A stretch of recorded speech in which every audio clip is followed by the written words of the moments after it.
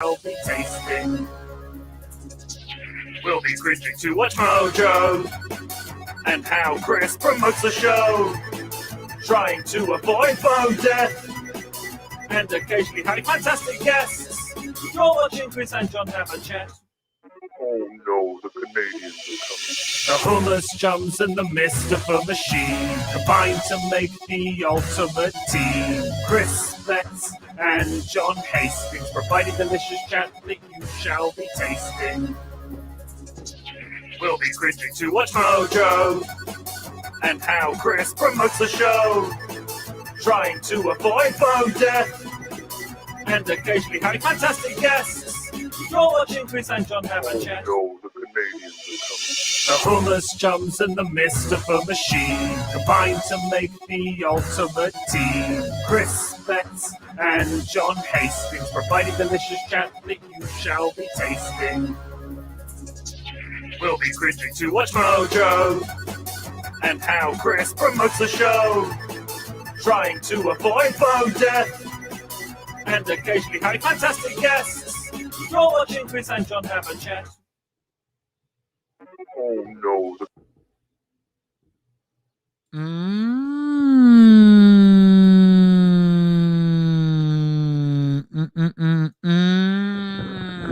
Hello, everybody. Hello, Chris. Oh, Yeah, hey, buddy, how's it going? Oh, Frank. Oh, Can you hear me? hello. You Yeah. can. All right, perfect. Frank, Loud this and is clear. Chris. What's up? Frank. Hello, Nice to meet Chris. How you How's doing, it going? guys? I like it. You guys seem like the two different comedy scenes version of each other. Just bald men, He's bald men with beards hanging got out. Such a good beard, though. I dig it. I mean, Thanks, I feel man. like I'm jealous of your tidy face, though.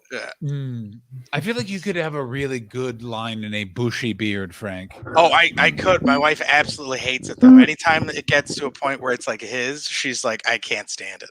And then Oh, there's women damn. that I meet that are like, I love beards. And I just look at my wife like, Yeah, my wife likes it long. She Yeah. loves a long beard. She likes Yeah. to like be able to just fucking, my wife likes a baby face. I'm going to Ah, say fair this enough. way. I'm going to say this about Frank's wife, and this may be a rumor that I've just heard, but isn't it true you guys live together on a sofa?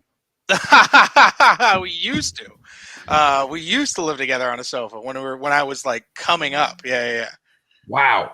Yeah, That's yeah. a keeper. That is a keeper, man. That is unbelievable. It was for like a month when like we were looking for a apartment in Los Angeles. So like she just graduated from UCLA and I just got out of my apartment and we literally crashed on our friend's couch for like a month. That's in. I can't. That's awesome. I've said a lot of stuff to women where it's just like, by the way, this is how it's going to be. I don't think I could say, how about you and me live on a couch together?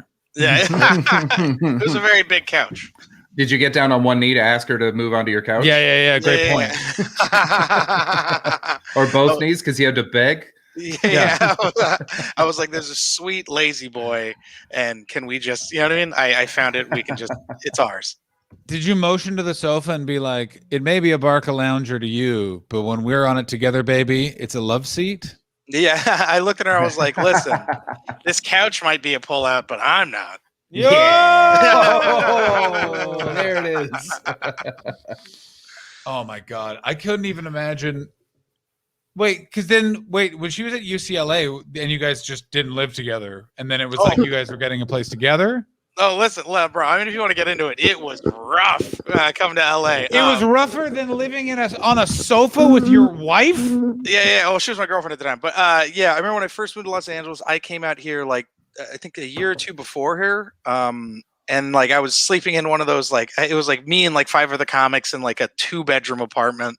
And like one of us slept in the kitchen, I slept on the living room. And then I remember she had a dorm at her college and her roommate was deaf. So she had crazy sleeping hours and stuff. So like she just didn't care that I was there. So I would literally crash in my wife's dorm all of the time. And her deaf roommate just didn't mind. Awesome. Yeah, Awesome. It was pretty great. There's something about referring to someone as the deaf roommate makes it really sound scandalous. How many times did you test her level of deafness Oh, at great 3 in the question. morning? Oh no, bro! It was more like it was more like she tested how much we could hear, because it was like I didn't know. I learned a lot about deaf people. It was very, very cool. Did you know deaf people's alarms is just their bed shaking? Oh, that makes sense. No. Yeah. Her alarm was just her bed would just shake, and I remember like the first time I saw it, I was like, "What the fuck is that?" And she was like, "Oh, that's her alarm." And I was like, "Oh." But we also would get her stoned. She liked to smoke weed, which I thought was hysterical. And she also liked to bake. So she would get like super stoned and then like bake tons of crazy stuff. And then just the kitchen would be a mess. So like her roommates would always be like, "Oh, Hannah got our deaf roommate stoned." Yeah. What a great thing to know when you walk into a room. Oh, the deaf one was high again. Well, I'm not learning what I thought I'd learn at UCLA, but I'm learning something. Yeah. This also brings us to an interesting thing of just so Chris is coming at you from London, and I lived in London a long time, and it's this interesting comparison of like LA versus London, in that basically there is actually a bridge of relatability, which is the amount of alcoholism that's in London.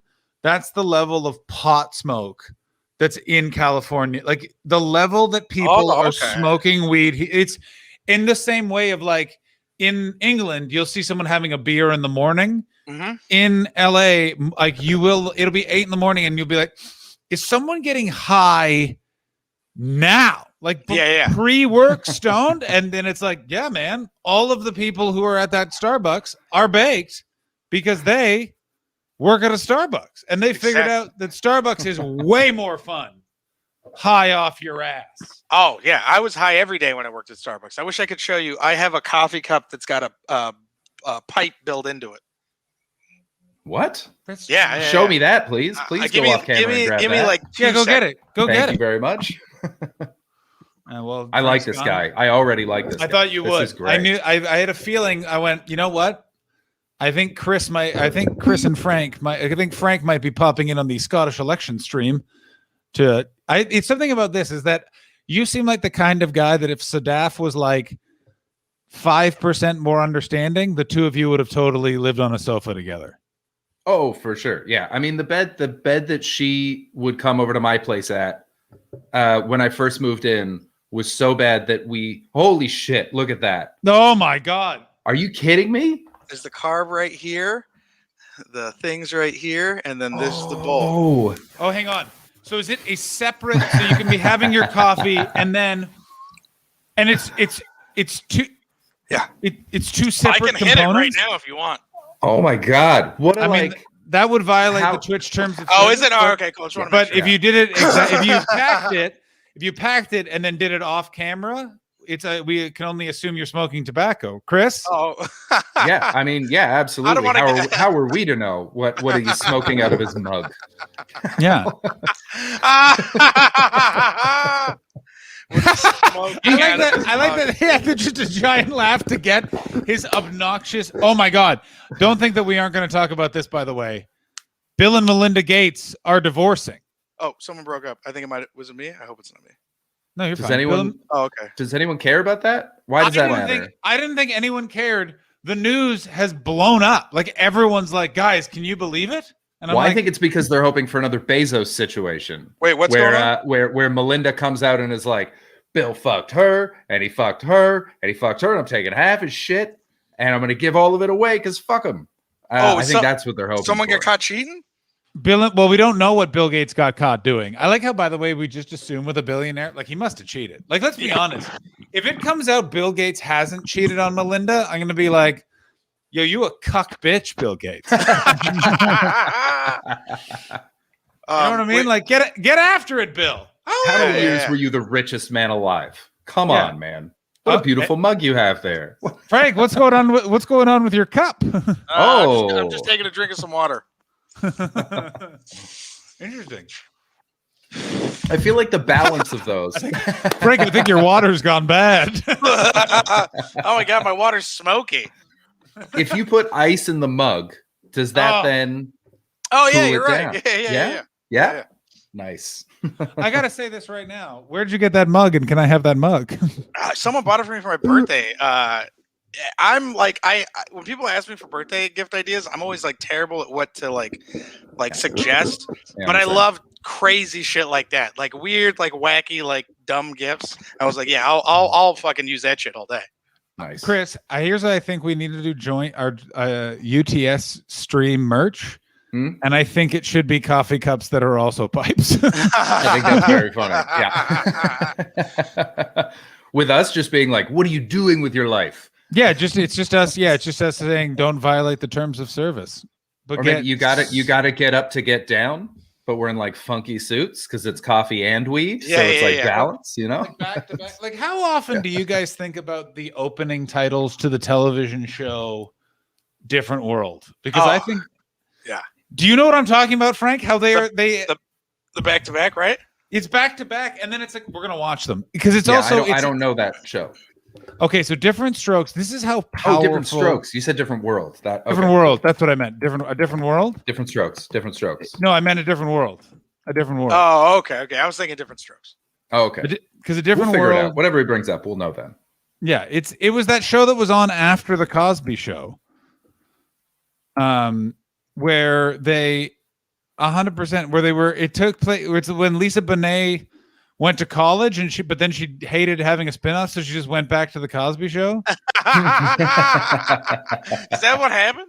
That's 100% what happened. She's like, I don't want to have my own show. I want to be on this more successful show. And they were like, yeah, all right, that's cool, actually.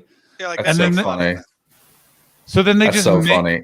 Having my own show's a lot of work. Yeah, I'm not- and they're like, you're right. You should come hang out and just be on this show with Frank or Bill. How am I supposed to sing in high fidelity when I've got my own sitcom? Yeah, How am I supposed to do this awesome Peter Frampton version? I've never seen the show before.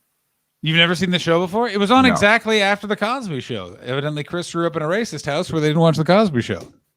We did, but we changed the color on the screen. Of course. So they all just See, this is- Indian? Yeah. No, this is not the theme I'm looking for. The theme. Marissa Tomei? Marissa. Oh, yeah. Bro, still fine, dog. Oh, Still okay. fine. Maybe finer. I mean, yeah, really. Yeah. All right, so this is not the theme that I'm looking for. This is No, you're thinking of there. Yeah, different no, I structure. got it. I got it. Season 2, okay. It's season 2. I can't believe Marissa Tomei was on a sitcom. I mean, Oh bro. yeah. Yeah. She was on like most of the years of this sitcom. I was watching a Forensic Files, and I can't remember what actor I saw where I was like, holy shit, it was like their first role. Oh, there's also like, yeah, watch all the Forensic Files. You'll see like every actor in their first role. Also, I Oh, was is that gonna like say- the NYPD Blue or CSI of its time? Yeah, 100%. Yeah. I saw, oh God, what was the guy in La La Land? He's like fucking every woman loves Ryan him. Gosling? It was Ryan Ryan Gosling plays like a guy that gets shot in a Forensic Files episode. And it's fucking Frank, hysterical. I'll do you one better, and we can watch it after we watch the Different World theme, and you'll get what I'm talking about. Is Ryan Gosling was on a Canadian teen sitcom I was gonna say this. Yeah. called Breaker High, and I will tell you nothing else of it because we're going to watch the opening titles to that absolute gem. But let me tell you, because of that, I can't take Ryan Gosling seriously because I'm like, Right? you're not the driver. You're Sean from Breaker Yeah. High, bitch. Like, Yeah. You're not a cool guy. You're the one that all the girls roll their eyes at and walk Yeah. away from. You're yeah, like, you're the friends. dweeb. You're friends with Jimmy, and you broke Tamara's heart. And if you think I've forgiven you, guess what, motherfucker? I fucking haven't. So wait, let me get this straight. There's just a whole country of Canadians who are like, fuck Ryan Gosling. Frank, Of a there are- certain age? Of a yeah. certain age. Yeah. Yeah. I'm gonna say in the world, there's 4 million people that look at Ryan Gosling and go, "You keep my name out of your fucking mouth, Gosling." Like, That reminds me of like my wife's mom loved what was the bad guy in Seven?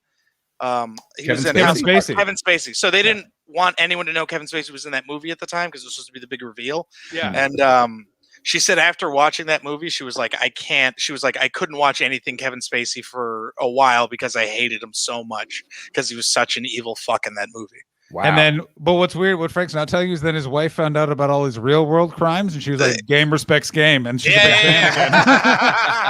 And it came right back. Yeah. Oh, now I get it. Yeah. All of those movies were a documentary. All right, I want you to know, by the way, A Different World is a sitcom about a all-black university that has to accept white students, and Oh my God! and this is the theme song. I know my parents loved me. This is the weirdest theme song that makes no sense and doesn't tell you anything about this show. Why is there a marching band? I guess, okay, there's someone studying. HBCU. Yeah. Oh, I finally heard him say, it's a different world. Who is singing this? This is a very famous singer. I know who it is. Who do you think it is? I can't pin it down. I've got Oh, is that Gladys Macy Knight in my Gray? head, but it's not Gladys Knight. What was that? Go again. Macy Gray? Nah. It is not It's not Macy Gray. No. That's amazing. Imagine if it was. Yeah, this is where Macy Gray came from. Macy Gray and Marissa Tomei together Tom- at last. You know, Tom Petty wrote "Happy Days" the theme song. Yeah, I don't know if you guys know this, but Chris Cornell actually pinned the theme to 30 Rock. Also, you can tell it's a sitcom in the 90s because this is who you always wanted to be in the sitcom, which is the guy who looks straight to the camera during the theme and is just like, I'm as confused as you guys. What are these kids like? Yeah. Oh, yes. I fucking love. Also, this is a very weird time. Does anyone else remember that there was like a 3 or 4 year period where any show that had a black guy, there was like normal 90s black guy, like baggy clothes, very colorful. And then there was guy doing impression of Spike Lee in those Nike commercials, black guy. Do you know what I'm talking about? Yeah. Well, here he is right here. Yes, and it's got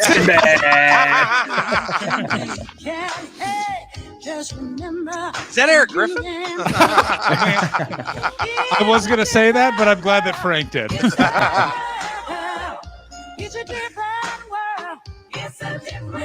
So many people back to back. Yeah. Back to back like Lethal Weapon, dog. Oh, yeah. What was the... Who sang that, John? It's Aretha Franklin.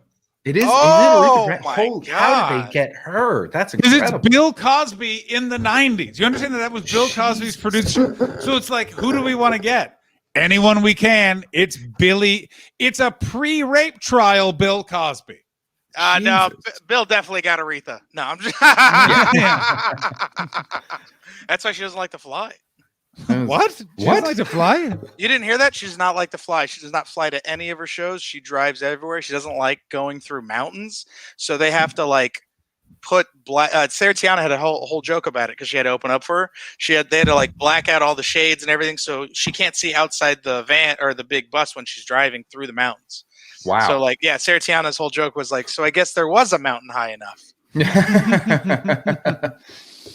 I heard today, I was listening to Fat Joe on Talib Kweli's podcast, and he was saying that he used to be terrified of flying, and the reason he got over it was people were bullying DJ Khaled in Puerto Rico.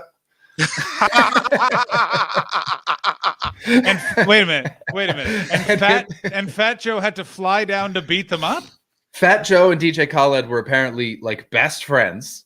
And the people that were bullying DJ Khaled were like, they had a feud with Fat Joe, and they knew that Joe wouldn't fly to Puerto Rico to defend his buddy. And so they were like, we're going to fuck with Khaled the whole time he's down here. And so Khaled is like calling Fat Joe 5 times a day being like, these guys won't stop bullying me. Please make them leave me alone. Fat Joe got over his fear of flying to be there for his friend.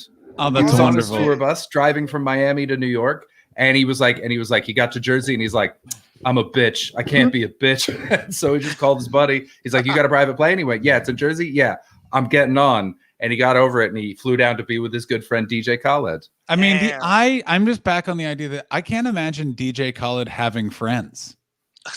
Apparently he was a for real DJ, like a real like I knew artist this. way Yeah. up. Did the crates, was like fucking amazing. Yeah. That never occurred to me. I only know him from DJ Khaled. That's Well, his social media was like the thing that really blew up for him. You know what I mean? It was just like they just loved him, especially that video of him getting lost on the fucking Sea-Doo in the middle of Miami, like in the ocean. It was fucking hysterical. It was like he was like almost out of gas. Like he went out and then like he was there for like 3 hours, like filming the whole thing, just being like, I don't know where to go, and it was like hysterical. It blew up, and then he finally like found his way home. But it was like the funniest thing on the internet. I mean, there's also that thing that what I also think is like DJ Khaled is also one of those guys that turned a big negative into a huge positive. Like the Blue Tusky. 0.0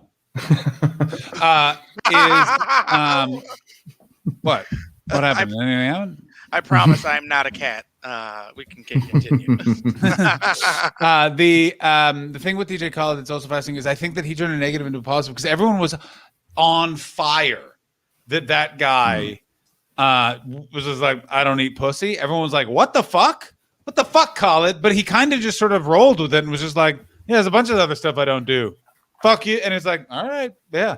It's that he kind of trumped it. Like Trump kind of taught everyone where it's like, if you want to get away with something, just walk out, be like, this is what I do. And when everyone's like, that's really bad, you just got to be like, well, what are you going to do about it? And then everyone's like, double down. I got work tomorrow. I don't know. You keep not eating pussy. This is weird that you told me that. What's wrong with DJs? I think KFC started it with the double down sandwich. Oh. That was it. That taught us anything was possible. Absolutely. Chris, you're making a joke, but I think that's the most profound thing you've ever said. We've never really recovered from that, have we? No, that changed. That was a paradigm shift. That was the KFC stacker? Yeah. This is the thing, too, when you get in the States, is it's not just the double down. They've turned everything into bread in that place. Yeah, especially America. Oh, because here's the thing with American fast food. There's crazy American fast food, Chris, you don't even know about. You've never have you ever been to a Jack in the Box? They literally have every type of food. Wait, explain that. Like elaborate. Tacos, lasagna. No Italian. Oh, they have mozzarella sticks. They have like nice. Yeah, they have like a fucking like you can get like egg rolls and shit. Yeah. Yeah, just ridiculous stuff. Like it's basically like a fajita. Yeah, but the big one is it's basically Jack in the Box is a white guy walked around LA, ate all the street food, and is like, I want this drive-through bad. Yeah. His box was full of all the other fast food restaurants he went to. Yeah, exactly. Like he walked around, and he's like, all right, I want an egg. It's basically he went to an all-you-can-eat buffet and was like, this should be a restaurant. I want an egg sandwich, fries, and cake. Why? Oh, Baldy just did the worst brag I've ever seen. What was that? We have a Taco Bell in Edinburgh now. That's nope. Buddy. Come on. I've always wanted to know what like Mexican food in other places are like. You know, like anytime. Not good. It's not like Italian food. There's something about you need to be in a community that has 11 old Mexican women just cooking on a hibachi in a very dangerous neighborhood to set the tone. Exactly. Like I live in Koreatown. Let me tell you who has not been affected by the pandemic. Very old Mexican women who cook by hibachis late at night. Yeah. They're not wearing a mask. They're not washing their hands, but they're still alive. What are they even cooking, by the way? They're cooking the cure to Corona. Yeah. One batch at a time. Yeah. Because Frank, you've been to Canada, I assume. No, I've yet to. I've always wanted to. I saw the border. Yeah, I've always wanted to go to Canada. But you've left the States, or have you never left the States? I've gone to Japan, and that's about it. That's your first country was Japan. Wow, aren't you walking before you can jump? Yeah. It was I think it was like right after roast battle. I was supposed to. I was like auditioning to try to get into JFL, and it just didn't happen. And I remember I was like, well, fuck this whole fucking year. And then someone was just like, hey, I have a whole run in Japan. Do you want to come? And I was like, yes. So then I just went, and my wife the whole ride on the way to the airport was like, do you know this guy, or did you just say yes to a stranger? I was like, yeah, it's kind of like how comedy works. It's kind of like That's what getting booked's like. It's Oh, I very close to what leads up to human trafficking. Oh yeah. It's very. You want to just come? Don't tell anyone where you're going. Send you the tickets on the day, so it'll be fine. Yeah. Do you know how many other countries I've gone to? And literally, it's just like a guy. I went to Dubai, and all I knew was someone is supposed to meet us at the airport. Yeah. That is 100% our jobs. Yeah, like I arrived in Qatar. I was going into Qatar, Bahrain. No, it's Bahrain. Canadians aren't allowed to go into it. Wait. And I didn't know. Why not? Yeah, because so Al Jazeera. It's basically like Saudi Arabia is like Bahrain is promoting terrorism because they have Al Jazeera. A bunch of our allies, because of oil, banned them. So Canada was one of them, and so we banned them. Is basically it. Yeah. Jesus. Yeah, it's fucked up. That's good to know. Glad I didn't fly to Bahrain. Did you just get turned back at the border? What happened? No, my liaison was like, "Wait, you're Canadian?" And I was like, "Yeah." And she's like, "Hang on." And then she just took my passport, walked into a room with another guy, and came back out like 15 minutes later when I had a weird stamp in my passport. And I was like, "What was that?" And she was like, "I bribed him. What are you talking about?" And you're like, "Oh yeah,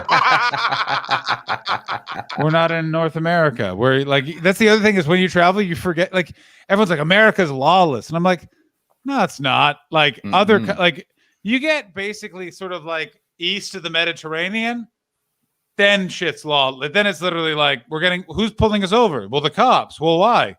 They're hungry and want money for lunch. Give them some money. Yeah. You're like, oh, okay. Yeah. I heard a story from the filming of the first Tomb Raider movie, where they were filming it in Cambodia, and so they all land, and everything, all the equipment is taken in by customs, and customs goes, "You can't have it. It's got to be signed by this guy.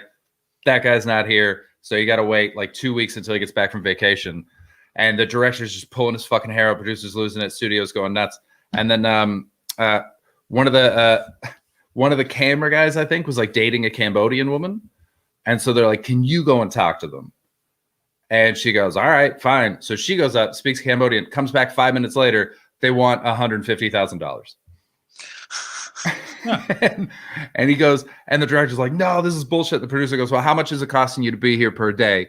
And he goes, "About $250,000 per day." And he's like, "Then just fucking pay it. Just pay it and you'll save money." And so begrudgingly, they give over the money. The customs guards, they just walk them into the warehouse, and they just go, "Take what you want. Fuck, whatever's here. Take your stuff. Take theirs. So we don't give a shit." Yeah. It's like wild. They're like, "We got our equipment for the movie, and then we also got fucking King Kong's equipment for the movie." Oh, dude. Try to beat us on a blockbuster. Go fuck yourself, Universal. If you think that's crazy, and this is allegedly, I might have a family member who was a diplomat for the Canadian government in Nigeria when the prime minister was coming to visit Nigeria and see the new embassy.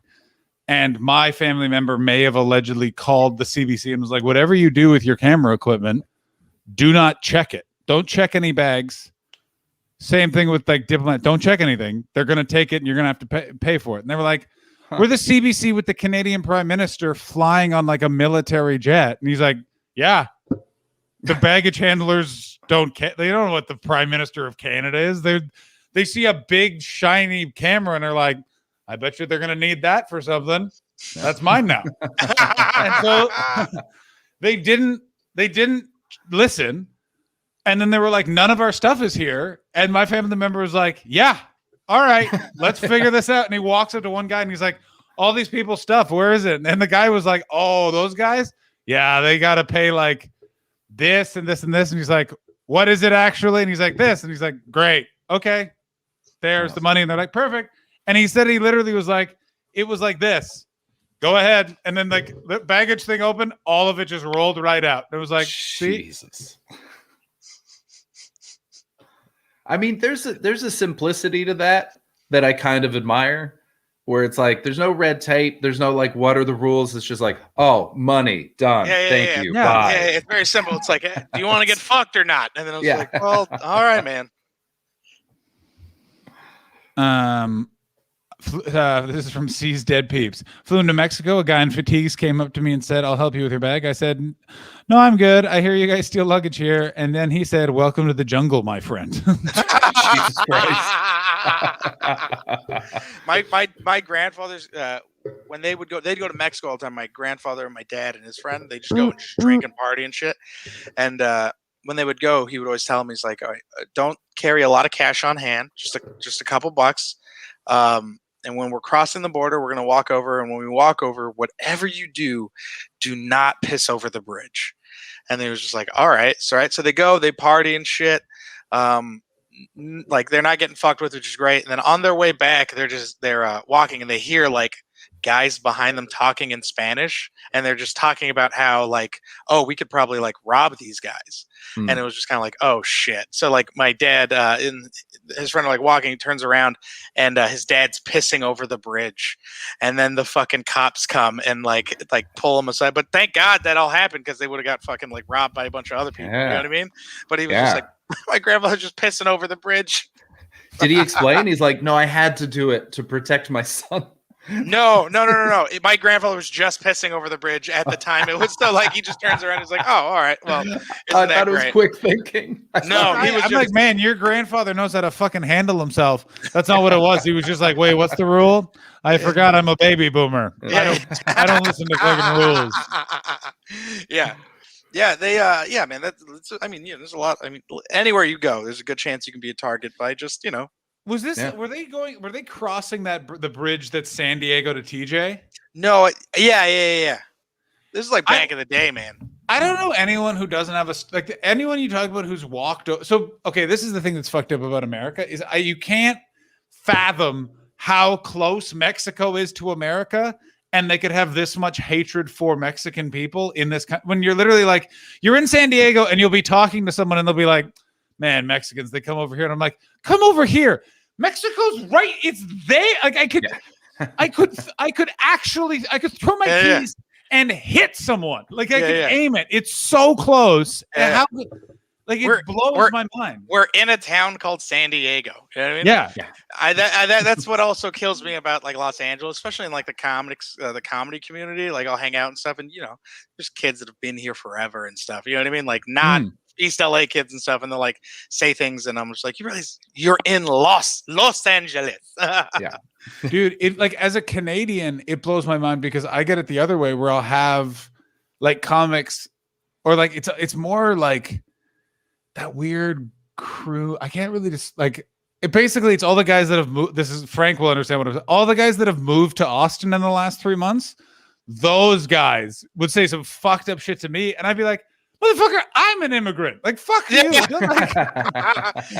I'll get that sometimes because I don't speak a fluent Spanish. Like I don't have an accent. You know what I mean? I'm very Americanized. So there'll be times where like I'll hang out with people, or like they'll get like a little too comfortable, and they'll be like, "Yeah, right," and I'm just like, No, not at all. Yeah. Like Black Lives Matter was really interesting because then you saw the crazy part of it. I know like a few I knew a few white people that were calling people that weren't white and being like, "You need to support the cause of Black Lives Matter a bit more." And I was like, "What are we doing now? What are we doing?" I was like, whoa. Like, yeah, a good comic of mine, he was like, good comic friend of mine, he said it best. We were like shooting the shit like afterwards, and I didn't like bring up what was going on because I'm also like not going to be like, "So tell me your opinions," you know what I mean? And then but we were sitting there and he brought it up. He goes, "The most racist thing I think I've ever felt about this whole thing is the amount of text messages from people asking me if I was okay." I was like, that's hilarious. It's so weird. I didn't know that was a thing. Like, did anyone else like it was? That was what blew my mind of like the idea that people were reaching out to black people that they knew to be like, "Is your friend George gonna make it?" And you're like, "What the fuck?" Not even new, like hadn't spoken to in 4 years. Yeah. Black people they had in their phone. Yeah. Hey man, sorry about Trayvon. You're just like, what the fuck? Yeah. Thinking of Malcolm, man. Thinking of Malcolm. They just send you a picture of them with their hoodie up. And they're like, yeah. Oh, dude. Well, that's the thing is like obviously support is super important, but then you almost start to see it be commoditized. Commodified. There we go. Yeah. In a sense that, like, what was the big? The Raiders had a huge fuck up. Did you see when? No. Dude, it was one of those things where I had to watch it. I had to look like a couple times. I thought it was a joke. It was right after the Derek Chauvin trial, and he got convicted of being guilty. They posted a thing and said, "I can breathe." Oh, I remember that. That was nuts. It's also like it's also double cringe when it's anything to do with the NFL, because you're like, you guys literally sat in a room and are like, this Kaepernick's gotta go, and now they're really like everything they do really comes across like, I just want to say, when it comes to things mattering, Black lives are one of those things. Yeah. It's very much it's the dad and Guess Who's Coming to Dinner. It's just right at the end. You know what? After eating dinner with these people, I have found. Shut the fuck up. You know what? I spoke to a couple of those black chaps. No one stole my car. Dude, it always reminds me of I don't know why that just reminded me of was it Anchorman 2 when he's having dinner with the black family? I haven't watched that yet, but does he bring up like Jet magazine a lot or something? Well, he's just like, he's clearly like trying to like he's trying to like connect, and it's like the most uncomfortable where he's like, I read Jet magazine, you know what I mean? Just like he's like, what's up, brother? It's just fucking ridiculous. It's so great. It's the thing you'll see more if you're like hanging out in New York clubs more than you'll see it in LA. LA is weirdly like everyone's kind of like sort of just hangs out together in a weird way. But in New York, I always found it funny is you would just see occasionally like group of black guys and then one white comedian trying to like relate to that crew. And I just remember this one time of a guy walked over and they were all comedians and he was about to smoke a cigar and he went, hey fellas, one of you got a lighter that you use to spark those doobies I could use for this cigar? And I was just like, bear in mind, it was 2020 and he said doobies. And it was just like, I was expecting spliffs. Doobies. No, doobies it was almost... I know the guy. Like I've seen him on like fucking some showcase stand-up show. Like, you know who, like one of the black guys was Godfrey. Like it was one of those ones where I was like, doobies, what's going on? Frank, do you want to see the themes to Breaker High, the Canadian? Yes. It's wild that he's a movie star now. Like, what's even more wild ever would have guessed it from this show is I wrote and produced a short film that one of the actors in this show was in. So I also got 2 days of what was Ryan Gosling like? What was that like? And she said, like, it's weird, but like he was very much, even at that time, like, I'm going to be a big actor. Wow. Oh, yes. Oh my God. Oh my God. There he is. Yeah. And this woman, Rachel Wilson, was in a short film that I wrote in Canada just to show how different these two careers went. Also, D-Carb, thank you for the subscription. You remain a Helmus chum. You're the best, D-Carb. Isn't that fucking amazing? Also, apologies to the chat. I've totally ignored you. It was not intentional. I was just having a nice time talking to Frank and Chris.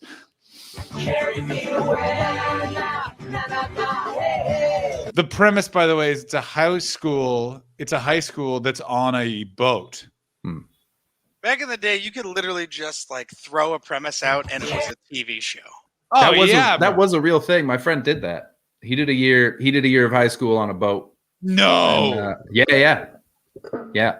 Were there fun, cool hijinks like on Breaker High? So many hijinks on the high seas. You know that was the pitch for this show. We're thinking hijinks on the high seas. Hijinks on the high ski. Hijinks, high seas, high school hijinks on the high seas. There it is. That's the pitch. Yeah, he's chat's really bringing it. There was that nightclub in Newcastle that was on a boat. So wait, where are most of you guys' fans located? UK, Ohio, all over the place. Oh, okay. Yeah, we got some Europeans in. Yeah. Had a Latvian in today. That was very nice. Have you ever been to Latvia? I watched a man from Louisiana play real mean guitar in a bar in Latvia. What? Oh yeah, was that the Riga show? It was the Riga show. So that's a great show. That's so fun. Here's the thing, Frank. So your country, America, beat Russia in the Cold War. Goddamn right. No, I'm Right. Beat the shit out of those Soviet fucks.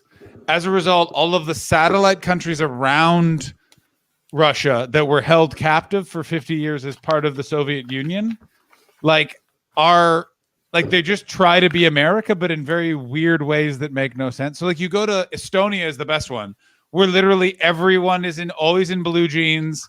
There's big signs that are like Coca-Cola, Levi's Coca-Cola rock and roll, baby. So many Mustangs. It's so weird. And I just remember it was in Riga. Is that Latvia? Yeah. And it was like they did stand-up comedy and then rock and roll. And you could buy, I remember it was American style cigarettes at the bar. Nice. And all that means is they just had Marlboros, but it's Eastern Europe. So it was they're pretty expensive. They are £3. And you're just oh my God, I love this country. It's weird when I think it's the Latvia to Finland ferry. Yes. And there's a market just inside the ferry station. We got there an hour and a half early, so I was just wandering around. So much Nazi paraphernalia. Really? So much. So just open. Dudes with it's like a garage sale or a flea market. People just have their fucking tables out, and it's just swastikas and iron crosses, and then t-shirts with Putin standing in front of a sunrise. It's crazy. It is crazy. Because the thing is that they just know, because there's a shitload of Russians that live in those countries that consider themselves to be Russian. Yeah. Yeah. I remember we were leaving a show, and a Russian guy just started trying to bully a friend of mine who's this sort of portly Irish comic. And he just started fucking screaming at him. And I was like, whoa, what's going on? And the guy went to turn on me. Oh, that's awesome. I like that. The guy went to turn on me, and my Irish friend just put his hand on my shoulder because he lives in Estonia, put his hand on my shoulder and just went, no. Yeah. I was like, okay, noted. And he's like, we're going to walk away now. And that guy's just going to scream into the wind. So that's what we did. We turned away. We got a block away. He followed us for about 20, 30 feet, then gave up, threw his hands up, went back to the strip club. And my Irish friend was just he would have killed us. Yeah. There's no doubt in my mind. He would have just stabbed us to death right there over something. It's a crazy place. It's a crazy place. Very fun. Oh, so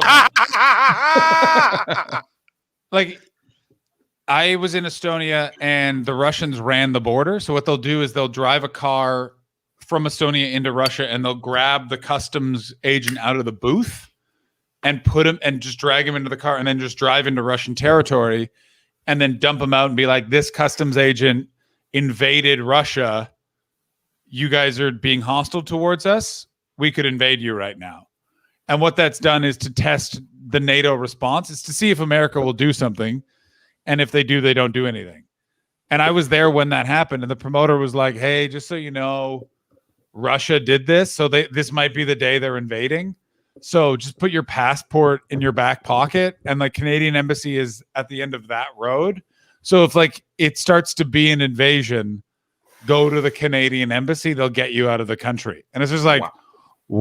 What about all the other non-Canadians? Where do they get to go? They're just well, they're fucked. Good luck.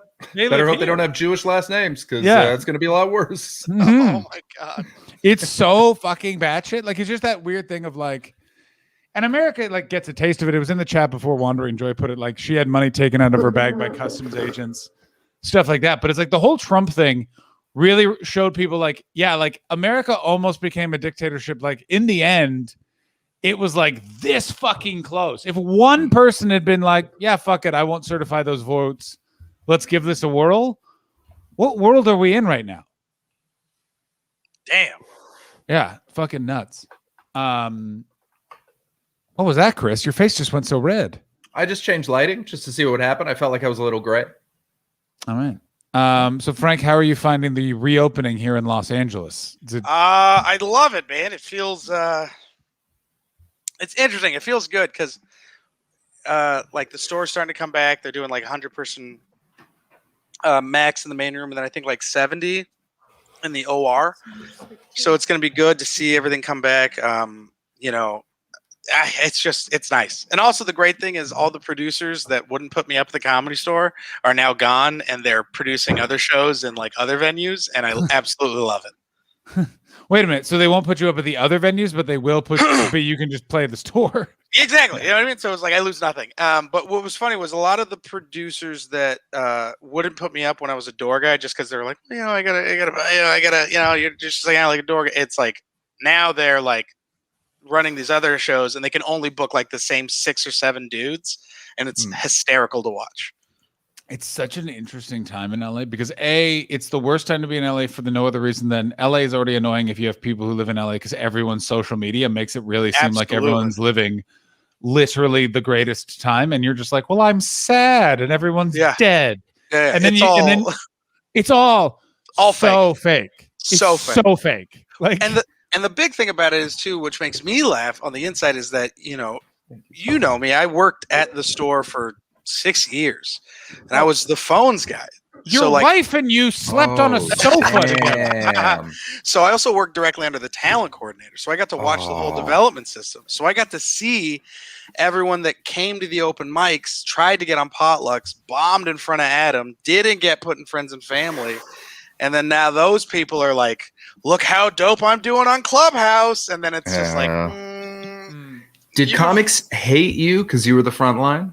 No, the comics never really hated me because they didn't really know I was the front line. Yeah, and I also wasn't the front line. Oh, okay, but if you're on the phones, so not the phone. Like, so do people email in for gigs? I haven't gigged in LA, so I don't know. All right, so lay it out. So the system. So if I'm a phones guy at the Comedy Store, Mondays, everyone that's a paid regular and friends and family calls in and they give me their avails. Right. Okay. I make a huge list. And then we give them to the talent coordinator. He puts them all together, and then he sends me the list back, and then we post the lineups, right? Okay. Sometimes people cancel or whatever the fuck, so then I got to go and get everyone's avails, and I like make like a kind of almost like a mock lineup in a sense, you know, where I'm just like, this is, you know, these are the people that are available. This is, you know, blah blah blah. And with Adam at the time, he just made all the decisions because he's talent coordinator, right? Yeah. Sometimes it would be like, you know, it'd be like very rarely it'd be like, you know, I'd be like, hey, this person's available. And he was like, okay. Yeah. And it was like kind of dope. But all those people are like high level headliners and such. Yeah. But yeah, so like potluck, you would just come out with the lineup for the open mic. People would sign up, and then it was random number generated.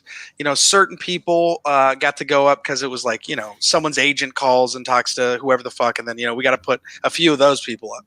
Yeah. And that was the other thing too, is I watched a lot of those people bomb too, you know? So it's just kind of like, you know, it's funny when some agent guy's like, hey, I need you to put this person up. And then we put them up, and then they just fucking eat a dick. And then, you know, bad night or bad shit. Like they're bad at this.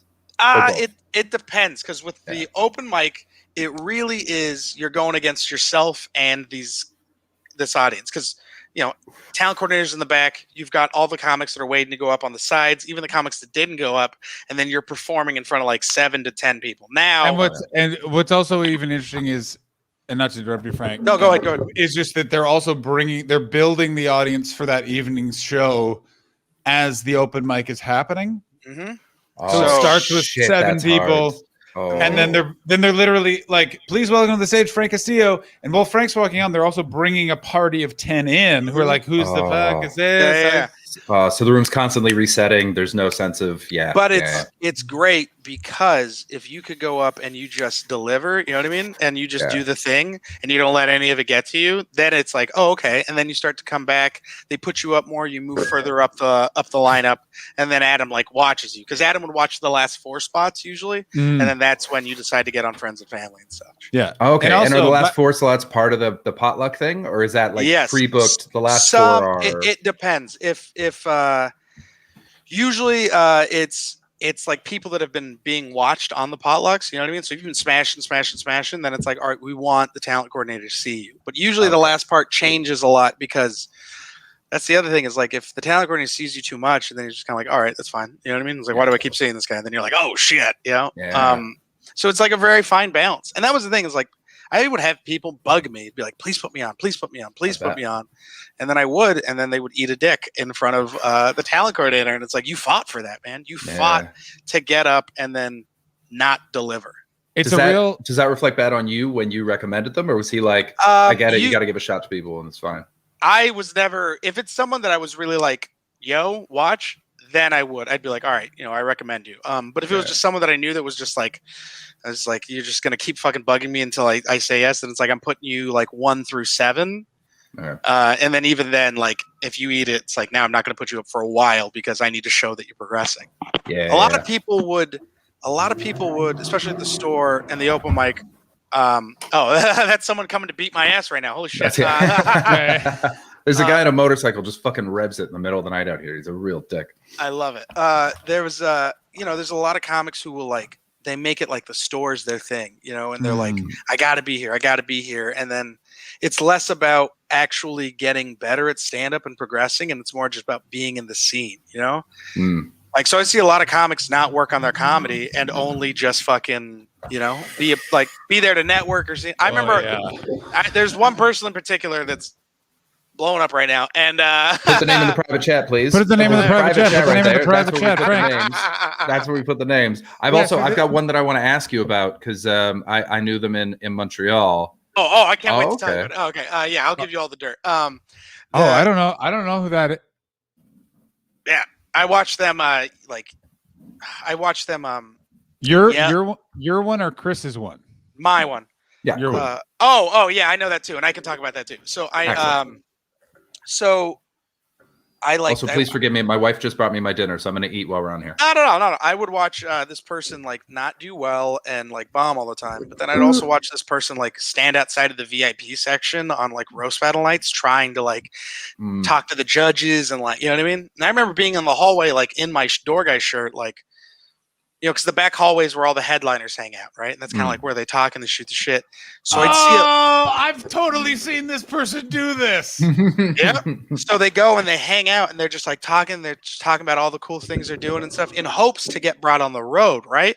Mind you, there's like actual comics that work the club that are dying for these spots, right? So I remember I was sitting in the hallway and I was talking to it was a great moment. This person was talking to a headliner, right?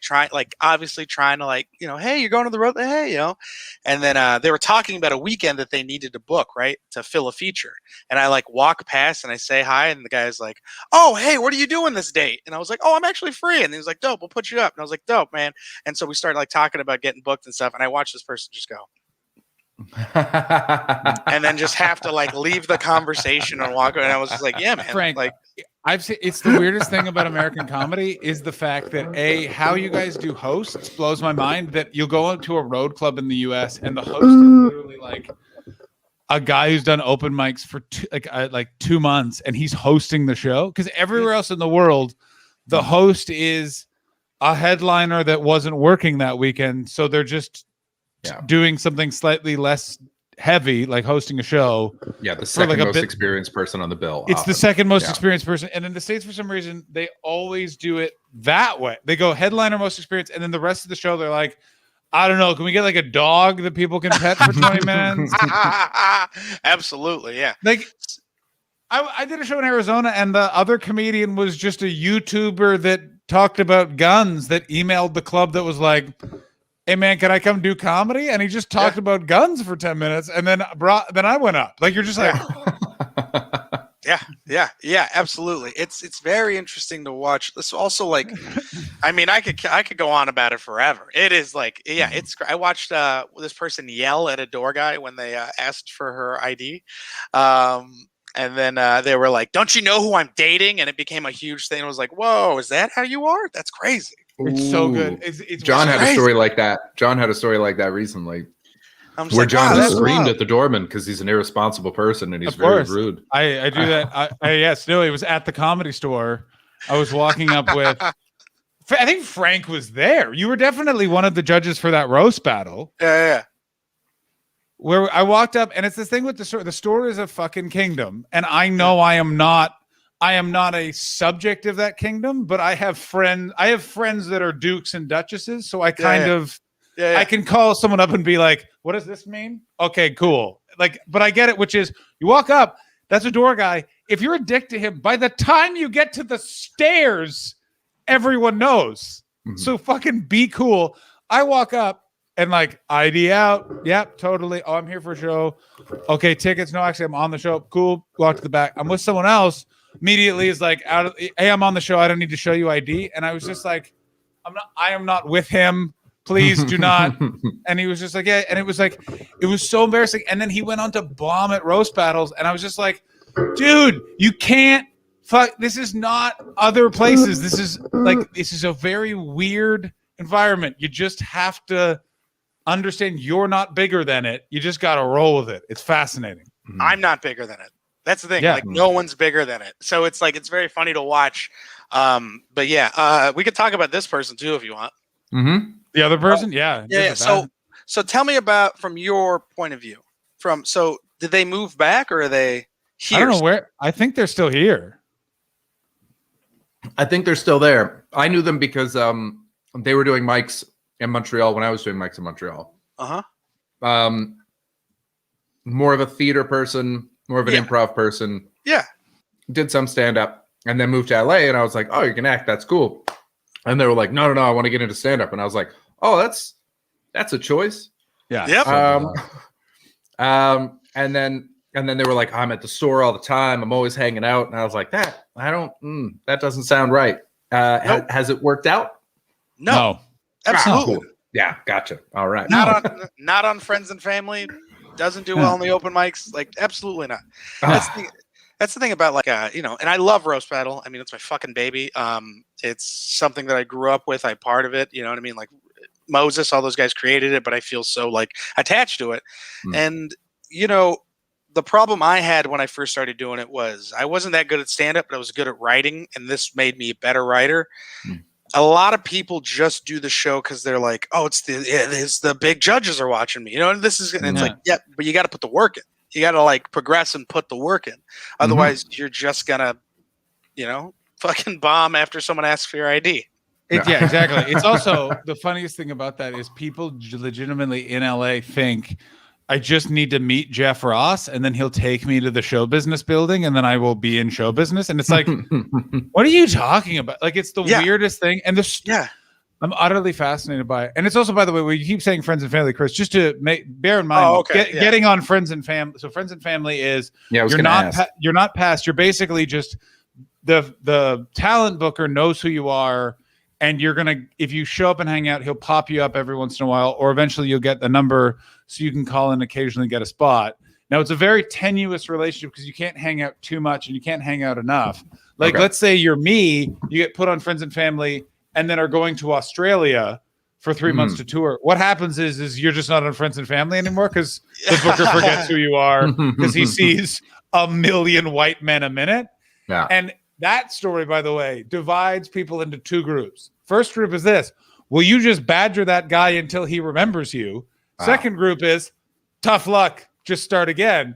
And here's who the smart people are. It's the start again. Because here's what happens when you badger someone like that. They remember you as the guy who won't fucking stop bothering me. Exactly.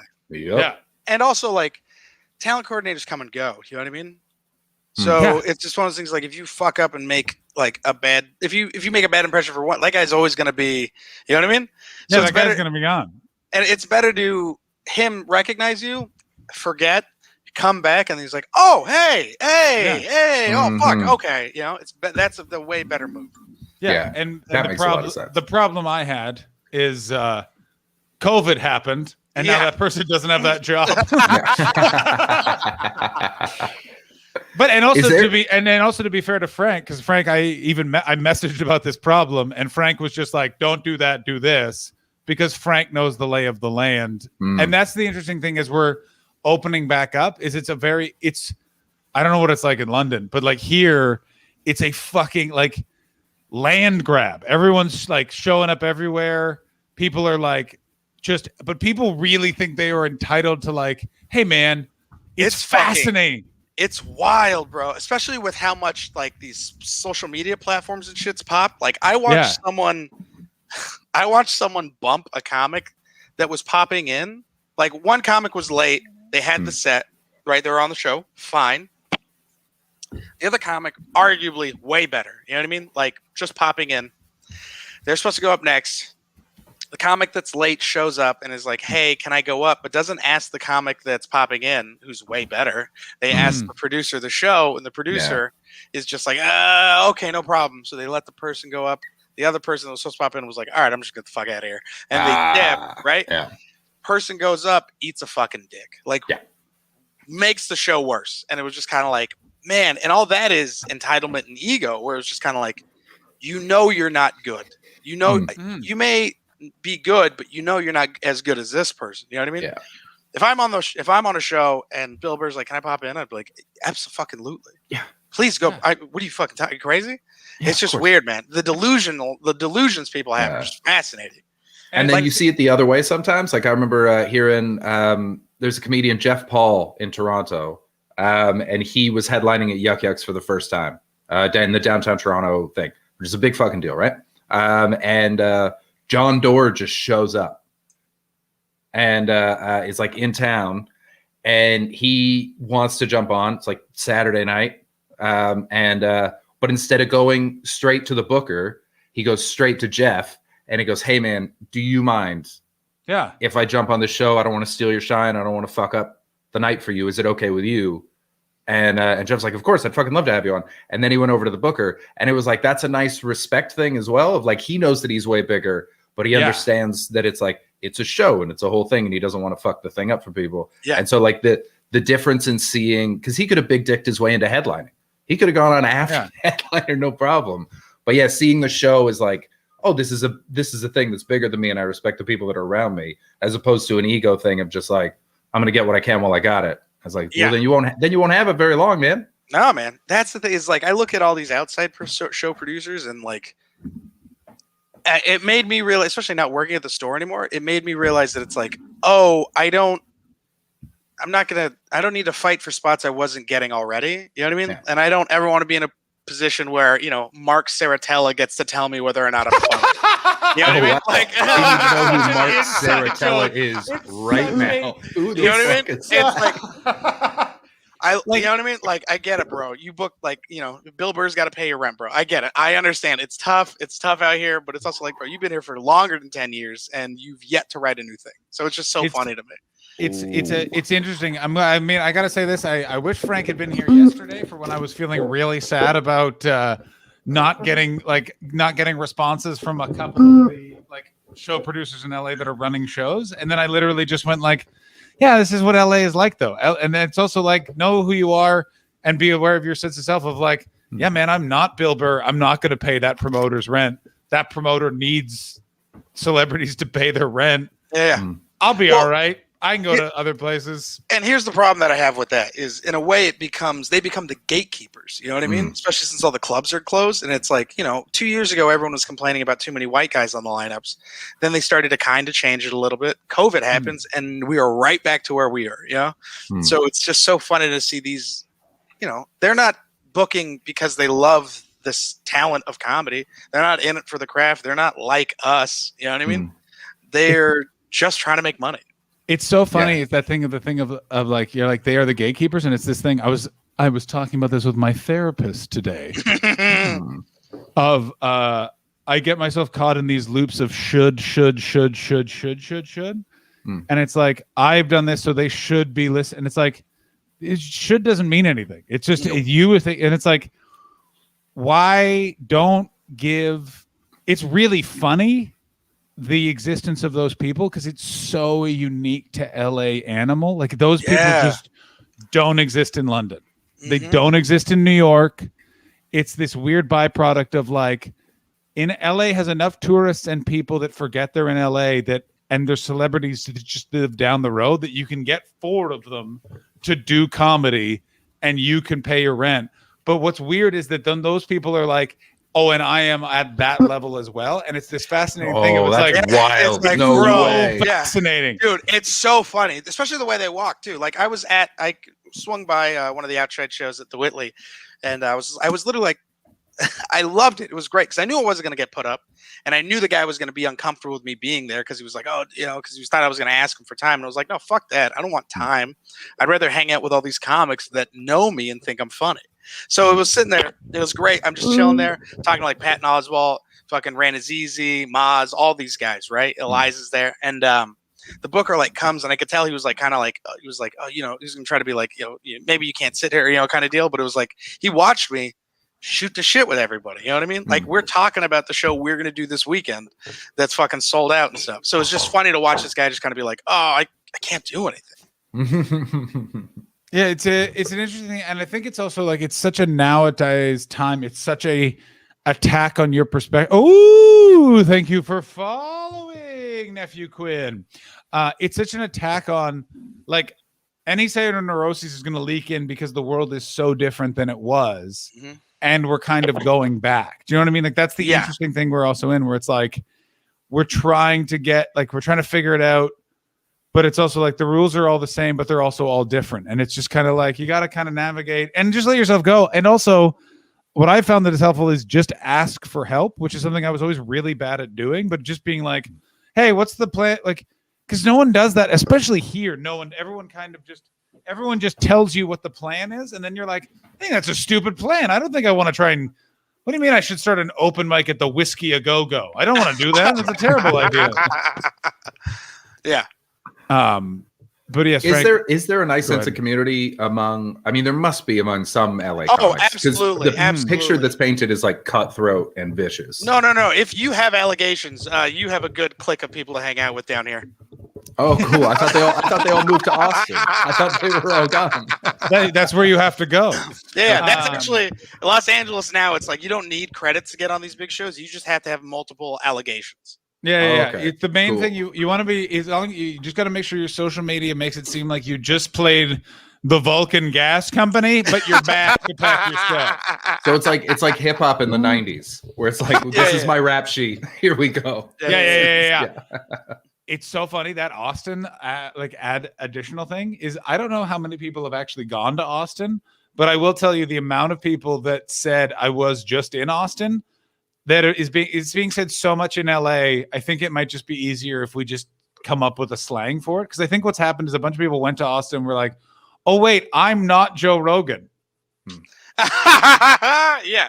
I watched a lot of people a lot of the people that moved were like, most of them are my friends. And it's like, I get it. Why you guys had to move. Baldy, that's a great idea. I think, you know what? We need to talk. We need to watch a little something just to set the mood. That, it's watching someone realize that they're in many ways just headed to Austin. You know what I'm saying? This is such a great video. Just such a beautiful moment in time. I'm sure, Frank, you've seen this. I'm sure you've seen this. Oh, before. yeah. Absolutely must have. Oh, Frank's having more coffee. How's that water? Good water? Yeah, great water. All right, let's watch a man head to Austin. Can we also get the phrase that someone dealing with allegations? They're going to Austin. They're going to Austin. Can we get that started? I think that guy's headed to Austin. Let's all just enjoy the Curb Chris D'Elia clip once again. Oh, this never stops being amazing. Oh, yeah, I heard you the 7th time. You can hear that? Yeah. I mean, I've ignored it. It's just a strong core. Very SpongeBob-ish. But hold on a second. Like, how did they? The boy's mother ended up finding it. Finding haters. it? What do you mean? The Snapchat goes away, right? How they? He probably saved it. You can screen record, take screenshots. Wow. You got to know that that's gonna happen. Yeah, he says it says Dean's parent reportedly found the photos on his phone, which he saved from Snapchat. Also, Mom, quit being a cockblock. Oh my God! Would you like to hear? Amazing, man. So this is like third hand, so I don't know if this is true, but I hope it's true. Russell Peters was one of the judges on Roast Battles Canada, and thank you. Made a joke about someone made a roast joke about Chris D'Elia, And Russell Peters like, I just want to be clear. I spoke to Chris yesterday. He's turning his life around. And everyone was like, what?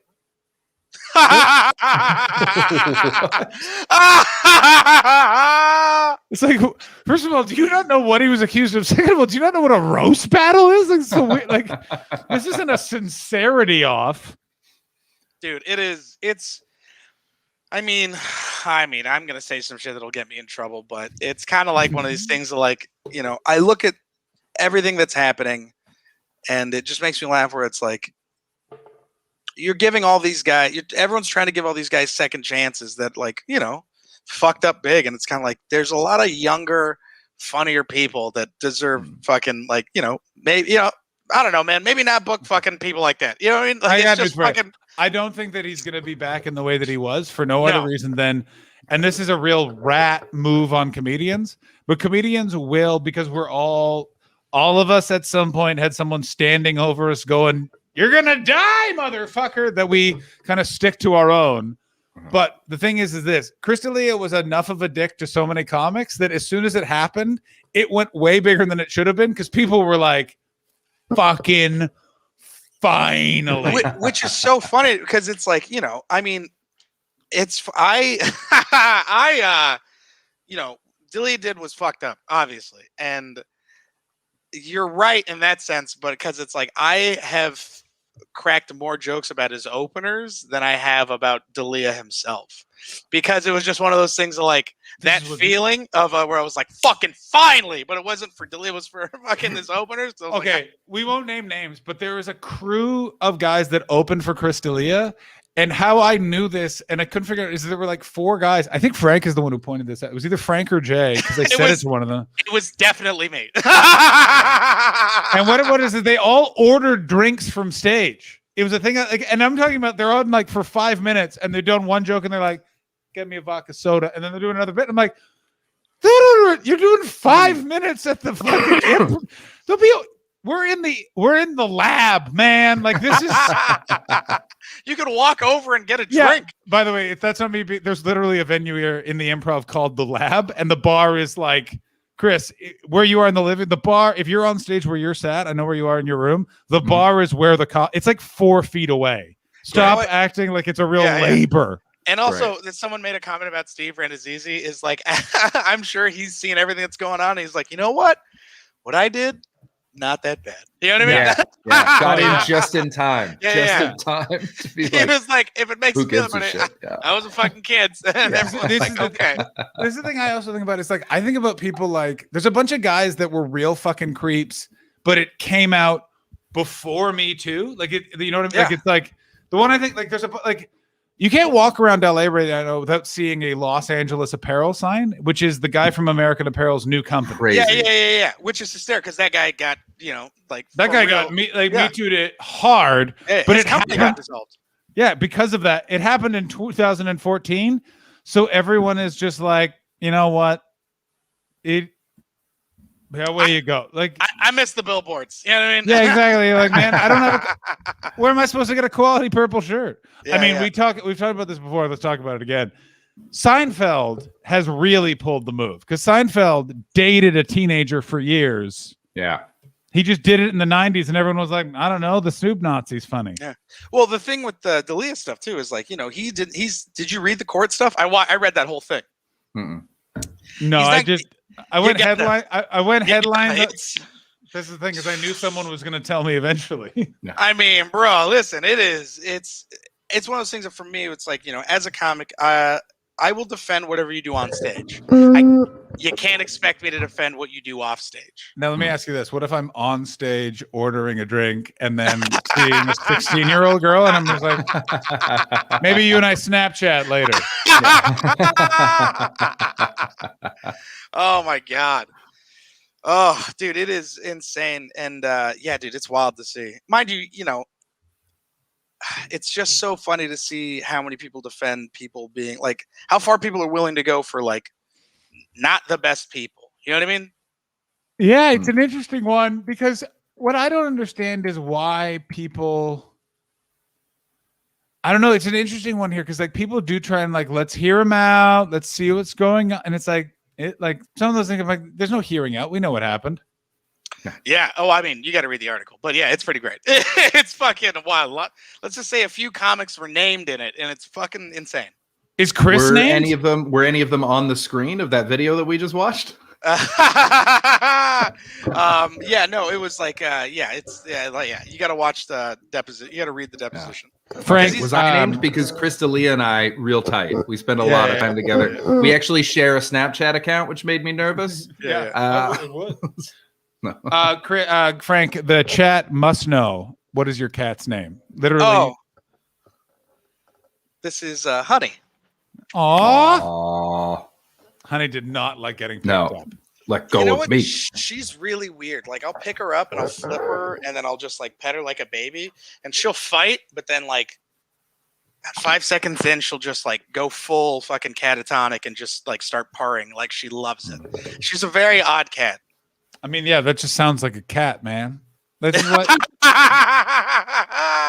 Like, here's what I think is, if you're like a kid and you like, if you like, I think you're supposed to like cats more as you get older because you get it more. You know what I mean? Chat wants you to read the deposition. During a mega stream. That's Chris, what we'll do during a 12-hour stream. All right, Read we're the whole planning our thing. next 12-hour stream, our next mega stream. Our first bit for it. Oh, we're definitely gonna have to do another quiz. Quiz was a huge hit. The other thing is we have to get Frank to come on and just read the entire deposition.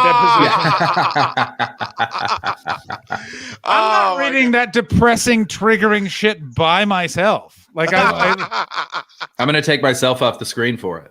Oh yeah. I think we just had to put a blank screen and just put like just a thing of an otter playing, like something like really wholesome, and then just Frank's lovely, clean California crispness, just and then the accused, Mr. D'Elia, texted the phrase "soppy back door" to a 14-year-old in Cincinnati, Ohio. So wild, dude.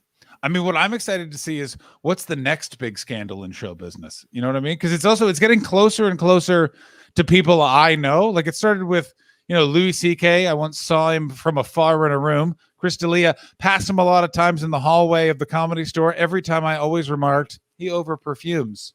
He fucking looks like he does as well. That is the least surprising thing. He certainly does. Also, he always had bad shoes on, which bugs the shit. I'm like, buddy, you're a millionaire. Fucking get some nice shoes. Let me tell you who shows up. Fucking Ron White. He's a drug, but that guy dresses well. Amazing. Great hair too. Like, he's got now like long Jim Jarmusch hair. Lovely. Yeah.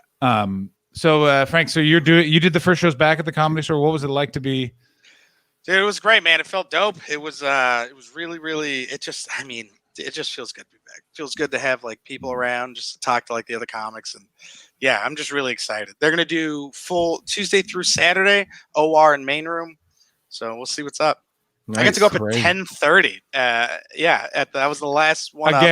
Again, people don't know what that means. So the idea, so you have to explain it all. And I'm just fascinated by the lore of this place because it's very much part of the zeitgeist, but just no one actually knows what's going on. Yeah. So the store, they'll do like, it's like, I guess what's it called, showcase style? Is that the best way to do it?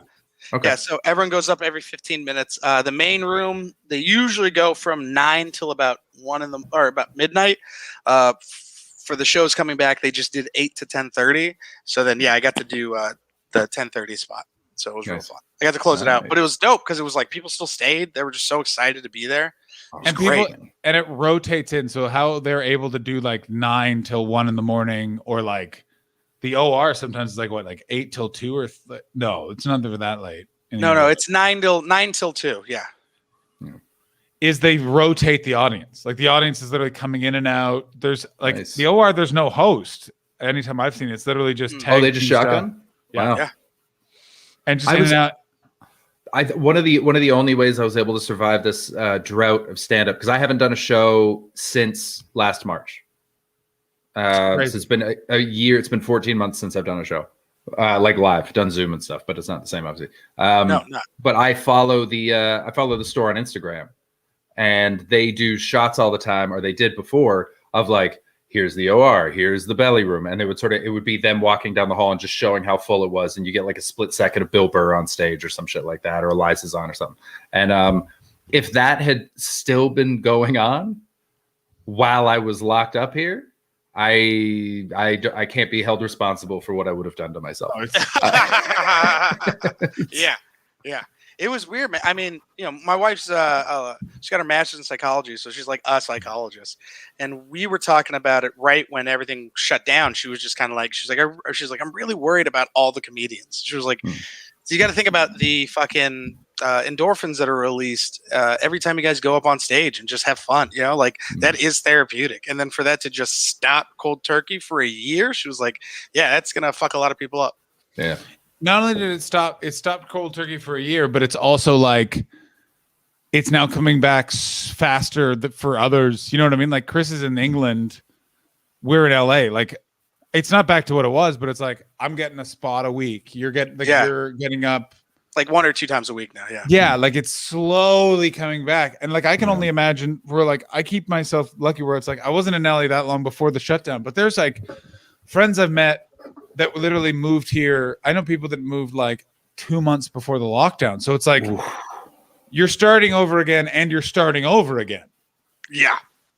Because, unfortunately, LA is also Vouch City, USA. Like it's like, can I showcase for you? Well, what you really need to do is get 4 friends to just tell me it. All right. But enough about comedy talk. Chris, what do you want to talk about? What's the matter, Frank? Oh, sorry. Something popped up on my screen. I was like, oh, whoa, that was unintentional. Did you just find out that we're recording this as well? Yeah. No. Bum bum bum ba na na na na na na na. Chris, thoughts? Dude, I just want to keep talking stand-up. Like I miss this so much that I can do this forever. Great. I don't want to go anywhere. This is awesome. Great. Good. I was just making sure. Chat, do you care? Yeah. Well, fine. The chat just leaves, and we're just like, so when you hold the mic, isn't it fun when you know? Frank, I got it. The chat has realized long ago that we don't always listen. They're talking about otters fucking dead seals, and they're talking about the lockdown. It's a whole thing over crimes of ducks. It's a whole world. Frank's refreshing himself. I just tried to do it like this, and then I was like, oh, that's not the hole I put my mouth on. Quick weed sidebar, by the way. Absolutely. Because I've gotten into it in a big bad way since everything has happened. No, it's just like everything. Like it's just I just needed to take the edge off, Frank. I will say this though, there is a real difference in THC potency from 27. Once you hit the 30s, holy mother of fucking shit. Well, a lot of it is, this is what I was talking about. I can talk about weed for as much as I can talk about comedy. We'll move back to comedy. I have one weed point. And I only say this because I've been smoking stuff that's around 27 point whatever THC. And then last night I smoked an indica that's in the high 30s. And I'm going to tell you right now, I freaked the fuck out, everybody. Well, a lot of it is like THC is important. The percentage count, but a lot of it is terpene profiles. A lot of it's the terpenes that really sets your mood and what gives you that fucking high, because a lot of it's go ahead. Sorry, what's a terpene? Terpenes are like it's what gives the weed it's like, I guess the best way to say is like its essence, like its flavor. Like you ever like smell weed and you're like, oh, that smells like lemon. You know what I mean? Yeah. Well, it's like that's a specific terpene profile that gives it that smell. You could find that in pretty much all kinds of plants, right? So a lot of people are like, I like this strain, but in reality, it's like I like this strain because of this specific terpene profile that gives me this specific effect. Huh. So so it's like, everyone's like, everyone grows roses differently, but each rose is different, so each strain is different. If you grow, OG Bubba or whatever the fuck, and I grow the same strain, we're both going to grow it differently because of environment, just the style we grow, however we do it. But yeah.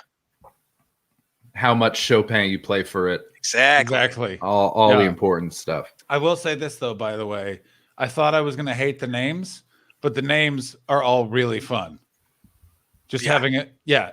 OG Soul Crusher Indica. What do you do? Soul Crusher. I'm just trying to go to bed. Do you know who Gary Payton is? The basketball player? Yeah, the basketball player. Yeah. So Cookies Indiana came Pacers out. legend. Cookies came out with a strain called Gary Payton.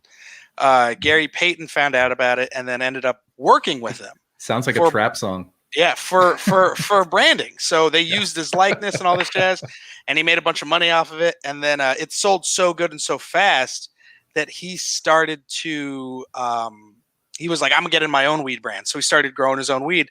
But the thing about that is like, bro, people aren't going to you because you're selling what they're going to Cookies because of the strain. It's just named after you. And that's why it's funny.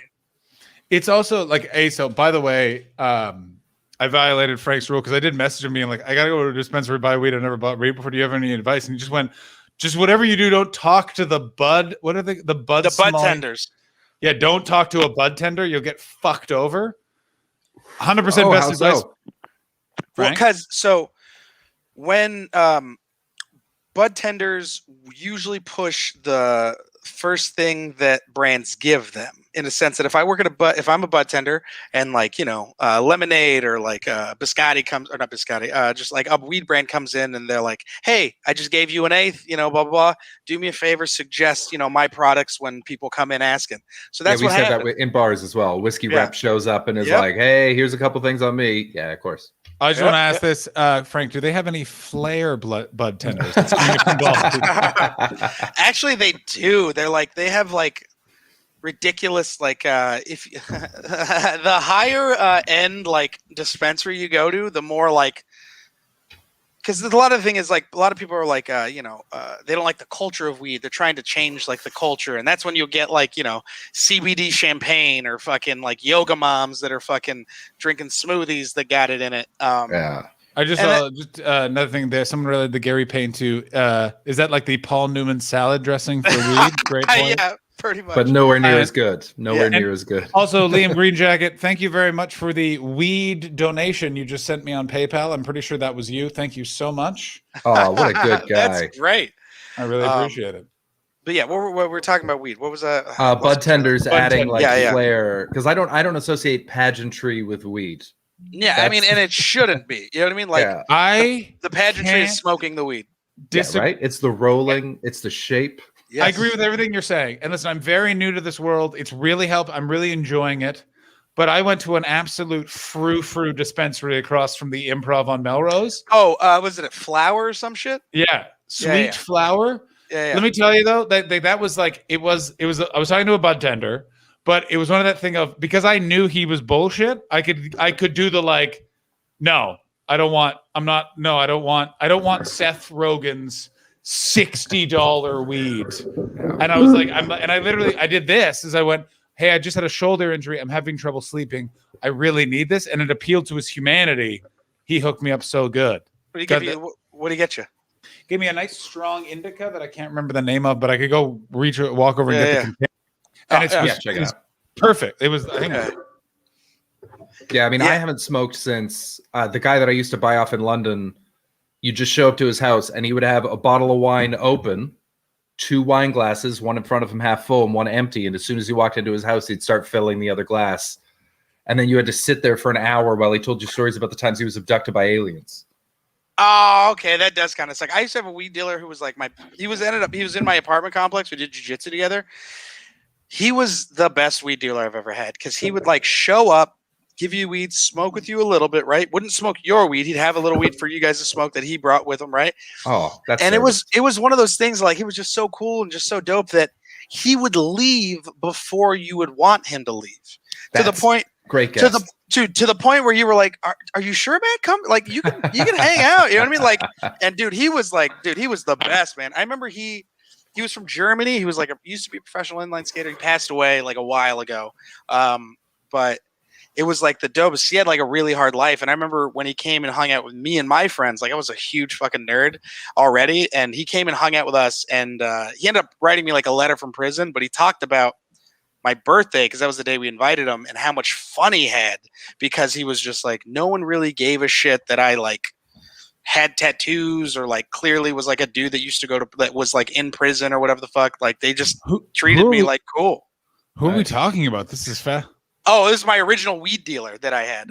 He was just like black German dude who was like cool as fuck, but he went to prison a few times. He was selling weed. This is when it was like super illegal, but he was just a cool ass dude, and all my friends like loved him. And then yeah, he was a cool dude.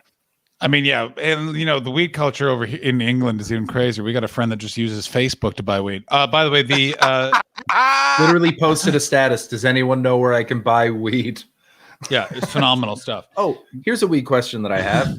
OG, very used. Is it used as like a trick of a brand, or has it become like a terroir, like champagne? Great question.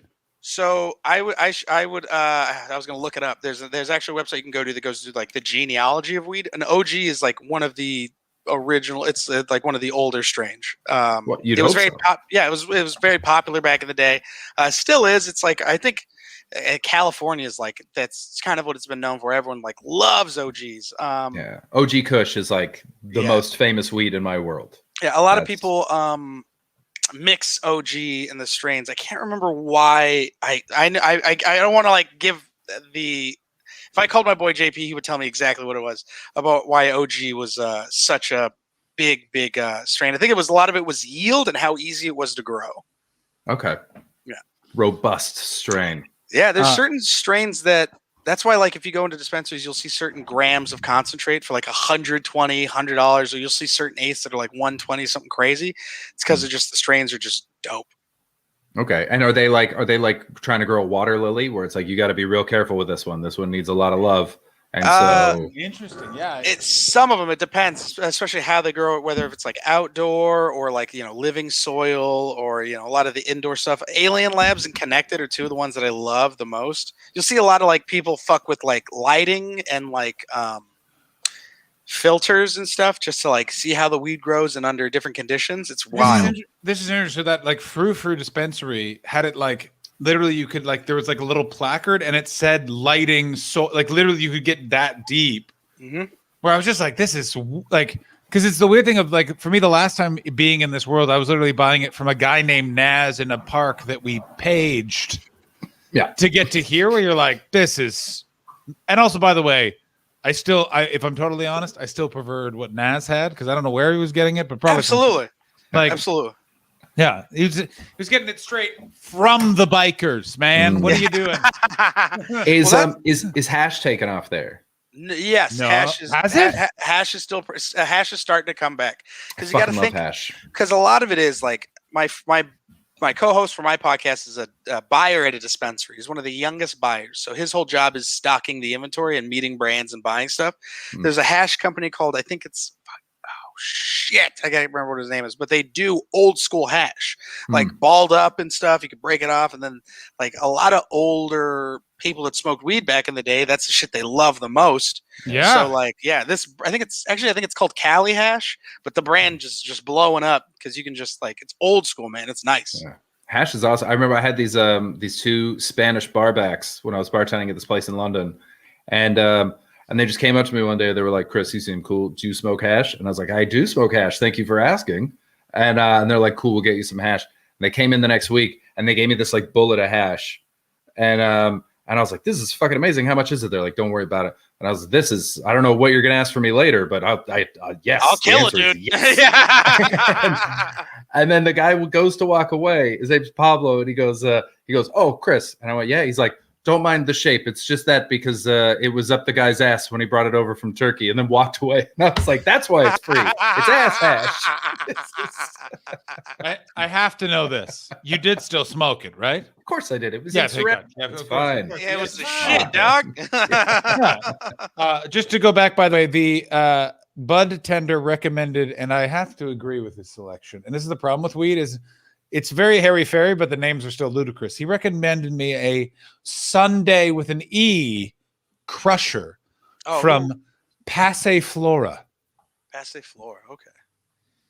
And what I'm now currently tangling with is from THC Designs, and it's a Skywalker OG. And let me tell you this, if you smoke a bit of that before bed, you're going to 100% in your head think, I got to go check the silo, and you don't live in a farm. Yep. How are my crops? I mean, I 100% was like heading to bed and being like, I hope I didn't leave the silo open. And that moment where I was like, I don't own a silo. I'm pretty messed up. So let's be happy we're going to bed and not talking to people, because if not, people are gonna think I work at a goddamn farm. I was looking for my edibles. I've been doing a lot more edibles this quarantine. Like we do edibles on the show, and now it's the point where I can walk around doing about 200 milligrams. That feels like a lot. That's I don't a lot. speak milligrams, Chris, but that Chris. feels like a lot. And the way you said it as well was like, I can do about 200 milligrams. Chris, That's Chris, let's just play a game, Frank, because he's not been to LA in a long time, doesn't know. What is the atypical gram size you think they're sold at? No, legally, Frank, okay. you don't know. Let's see what Chris okay. Oh, Jesus. I mean, so what do you think the starting level is? Judging by the way you said 200, I'm going to say 35. I mean, that 35 is still quite high. Oh, shit. As far as I understand, the base level is 5. Yeah. 5 or 10 is what people recommend. Yeah. Frank, are you okay? I'm worried about you now. I just met you and I'm worried. That's what my wife said. It was, so at the beginning of the episodes of the podcast, I offer our guests an edible, and I take a 90 milligram one right off top. And then they can if they want. And then sometimes I'll take another one just to fuck around. But the company that sponsors us makes these malt balls, and they're all like 10 milligrams. And bro, they taste just like Whoppers. So like they gave me a bag of them for my birthday. They gave me at least like 300 of them for my birthday. And I think the first 2 days I remember there was just one, I was just eating them, and it got to the point where I was just eating them. And then I remember it was like 2 p.m. and I was like, oh, I'm fucking blasted. And I looked down and I had to think and I had to count. And I was like, oh, I've eaten at least 35 of these. Whoa. Yeah. It was like, I was like, oh, and that's when I started getting worried. And then I was like, oh shit. And I ended up being fine. But my wife said she came home at like 4:35 and she was like, you were passed out for like 2 hours. Yeah. Just fucking out, dude. And she was Yeah. like, yeah, it's great. I love it. Jesus. I mean, that's a best case. That's a best case is that you went to sleep. That's fun. Yeah. What was that, John? Who was that guy on Joey Diaz's podcast who took too much weed? It was Owen Benjamin, when Owen Benjamin went crazy and right wing because of Joey Diaz. Because here's the thing, That's right. and this, going back to stand-up comedy, this is something that people warn you about when you show up at the store, which is don't take anything Joey Diaz has given to you, because he will be like, here's 10 milligrams, or here's 20, or here's 5, and it's 5,000. Oh, that's a bad man. Yeah. There's a very famous story of a comedian named Yoshi who was at the Irvine Improv. So let's put this in London terms. He's in Milton Keynes. Oh. And he's got to drive back to London. Joey Diaz goes, you seem hungry. No, Joey Diaz had banana bread in the green room. That's what it was. Banana bread in the green room. Oh. Yoshi was hungry, said to Joey Diaz, can I have some of your banana bread? Joey Diaz went, let me cut you off a slice. And like cut him off a honker. And it turned out it was this banana bread that was something like he ate like 8,000 edible grams or something like crazy, to the point that he spent most of the night in a parking lot of a fast food restaurant because he couldn't figure out how to get out of the parking lot. Like he couldn't fathom. Like it's so crazy. A couple of quick things in the chat just to bring up, because there was some. This is absolutely amazing. The phrase "bud tender" was enough for me to support. Trust me, I feel the same way. Better make sure this is just enjoy it. I just know that coming in from Brian Milkshake. And finally, coming in from Liam G. Jacket. Can anyone decipher this? John, if you get sour milk phenotype of Jack Harrer, the lemon is mediocre, but the sour milk pheno. Yeah, I get that. Yeah. Frank, explain. In the sense that I like, so there's phenotype. So it's like, a phenotype is a type of a strain. So in a sense of like, how do I put it? If you go to like Jungle Boys, they'll have like, their strawberry cough, but they'll have certain numbers. It'll be like strawberry cough number 1, strawberry cough number 5, strawberry cough number 10.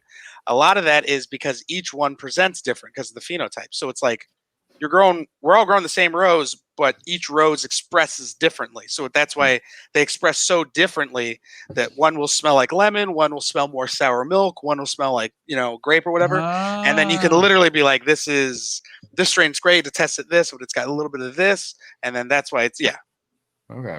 Is that related to the? Was it terpenes? Did you say Terpenes? Yes, a little bit. terpenes? Okay, yeah. Okay, now the main thing that the chat needs to know is, Frank, when you take a shit, do you sit down to wipe, stand up to wipe?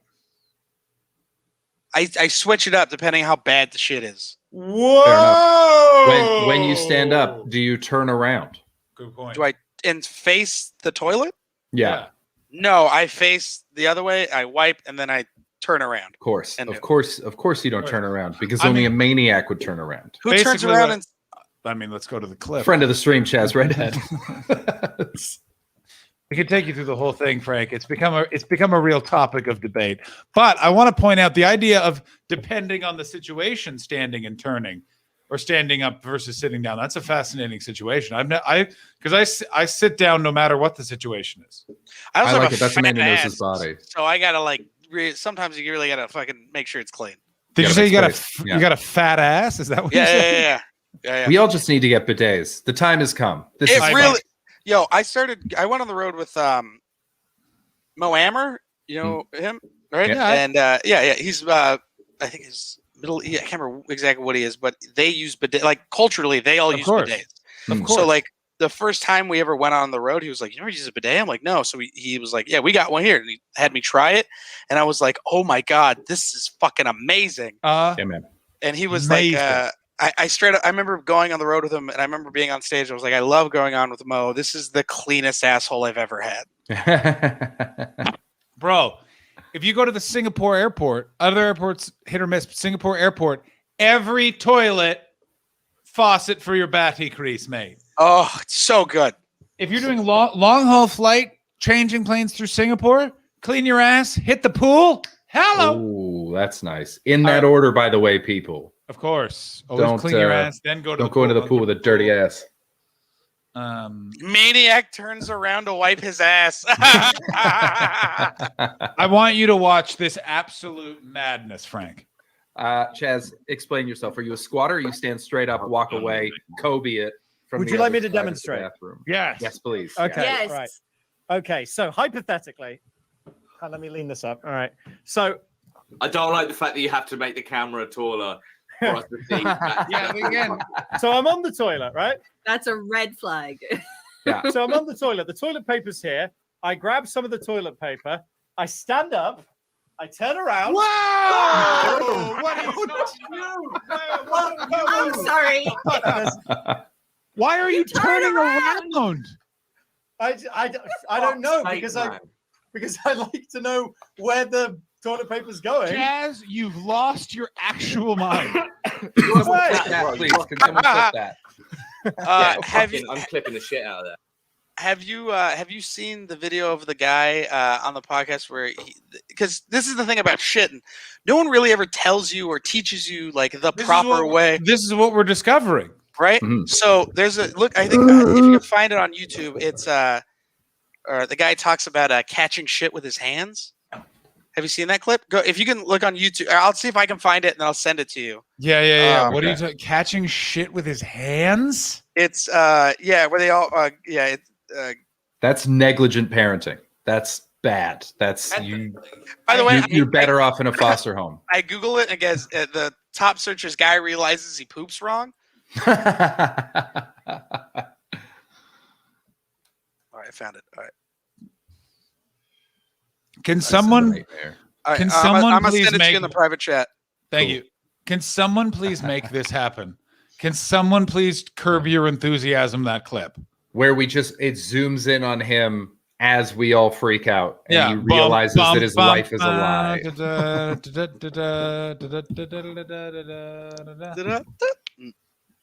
Oh my God, this is already so good. This is Oh yes. Oh, we are on to a winner with this one, ladies. and Oh gentlemen. my god, bro! I'm about to blow you guys' mind. This is. I just heard how it started, and I'm just like, well. Also, they're back to back, ladies and gentlemen. Check it out. They are going back to back. Oh, you got to take it serious. Is that the guy? He catches his own shit. Listen, just This guy takes care of himself. This guy knows his body. I just want to make sure you can hear this. Just like we all touched shit before. Can you hear that? Yeah. So you've heard him just say, "Look, we've all touched shit before." Yeah. First 3 seconds, amazing. My quick million, question, million views. 16,000 likes, 296 dislikes. This is, I mean, the Bully and the Beast. Who the fuck? All right, let's hit it. Just like we all touch shit before. I've never shitted in a tissue before. You touch shit every single day if you shit. Like, you don't wipe yourself? It got shit in the tissue when you wipe yourself. You don't know how to get it. Why are you touching the shit? The tissue is for the shit. That's what I'm saying. I already think this is the greatest clip on the internet for no other reason than it's how I want to know how they got here and have never had this conversation. Also, this is my favorite moment to see captured is when someone thinks that something is perfectly normal and they realize that no one does. Nobody does this. I know how truly weird I am. So there's a lot. I've had a lot of these moments in my life. When you're in one of these situations, all you should do is just go, "Yep, well, I guess I'm wrong." Like, the worst thing you can do is what he's doing is the doubling down of like, no, you've touched shit before. And everyone's just going, e.g., knocking on. Yes, exactly. Is them realize like anything you say now just makes you sound crazier. And let's continue. You grab shit. No, you're not saying that. You don't. Yeah, you wipe. Wipe and you grab the shit. You don't grab. Why are you grabbing shit? Hold on. Do you got shit stuck in your ass while you're taking? Are you telling me that y'all just let the doodle fall in the toilet? What? He's surprised by that. He's surprised by that. That's what's weird. That's gross. Look at her face. Was this the last episode of this podcast? Was she like, I'm out? I mean, this is so crazy. And this is the wait, you just We're let it 30 fall? seconds in. Y'all don't catch it every time? Look how disgusted she is. She's getting ready to leave. Did you see that body motion? I am about to leave,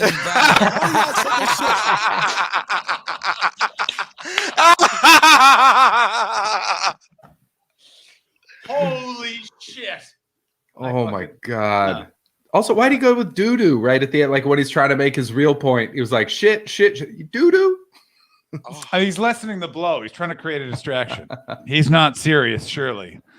Joe Trope, he has to be serious. Oh my God. I mean, doesn't it happen in movies? I guess. Like we've all seen people wipe their ass in a movie, right? That's the rewind just a little bit. Rewind it just a little bit so you get the full. Yeah, her adjusting, getting ready to leave is so good. All right, let's take it again. Y'all don't catch it every time? Yo, I am about to leave. How do y'all Look say at this him. shit? I must have seen this shit wrong. My nigga. I've been catching my shit all these years. Nah, I'm more disgusted than I feel like I can't continue. What are you talking about? My stomach So is hold on, turning. so y'all just sit there and shit come right out. No way. What happens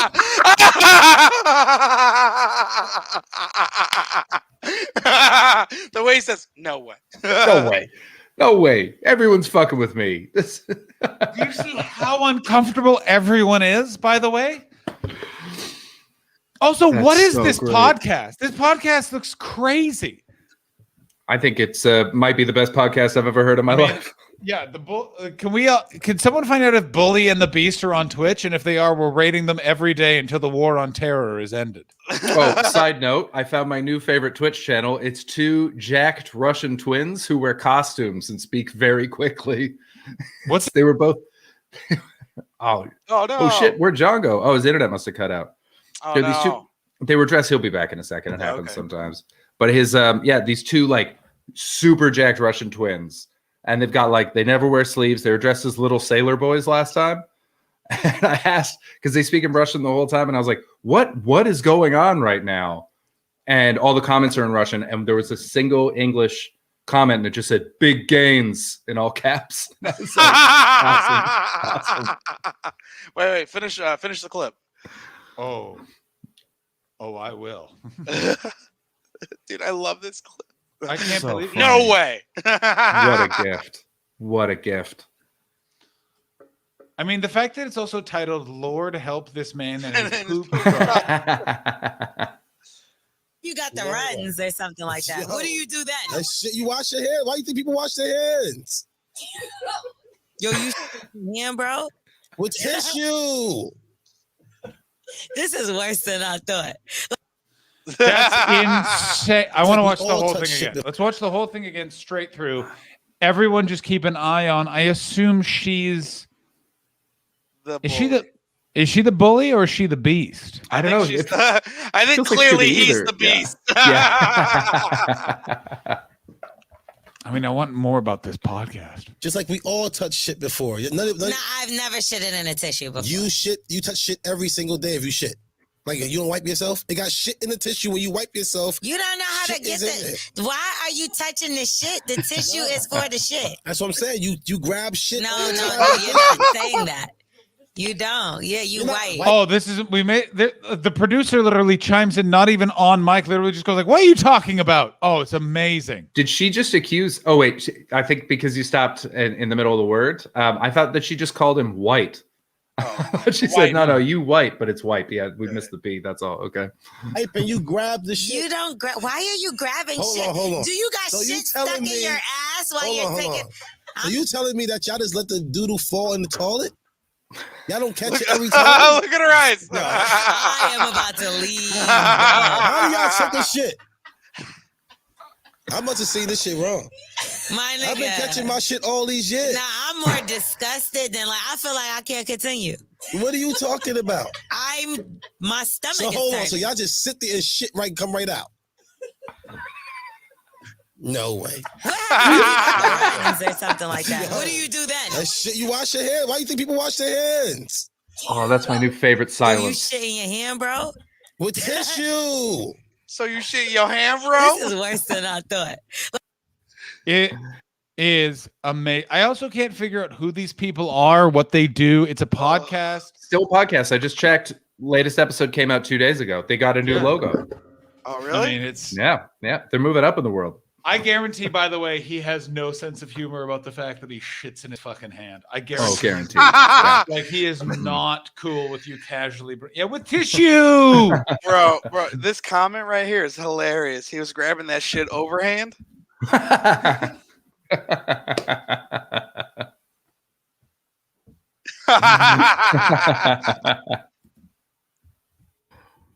So good. Bully and the shit catcher. I mean, absolutely amazing stuff. Absolutely phenomenal stuff. So, Frank, when's your next spot? What are you doing next? What do you got? I just put my veils in for this week. Yeah. So I'll figure out when I get a spot this week. But I have shows, which is great. I have shows coming up. Before the pandemic happened, I signed to do an album with Comedy Dynamics, Nice. and then coronavirus happened. I'm in a very similar spot, my friend. So I finally have that coming out. And then I'm just excited, man. Where'd you record your album, or you haven't recorded yet? So we're gonna record it end of next month. It's gonna be at a Hempers Comedy Club. It's like a private club in Long Beach. So it's gonna be like 30, 40 people, probably 40 people, but we're gonna like smoke inside and shit, and then we're gonna live stream a couple. We're gonna like release a couple live streams so they can watch. Nice. Very nice. Yeah, 2 shows, so I'm excited. Cool. Can you send John the link for that, and then we'll pass it on to our Twitch people if they want to check it out. Yeah. Absolutely. Yeah, do that. Cool. And also, let's talk about your podcast, and we can talk about comedy more, and then we can all go take each other's clothes off in individual houses. So, Frank, what is your podcast, which I was almost on, and then there were kids, and we didn't want to smoke weed near them. Yeah, absolutely. One sec, let me get this link. It's just like, you know how studios are. Mine's in my house, so yeah, they're terrible. Yeah, exactly. So the studio we were recording at, oh my God, did I lose you?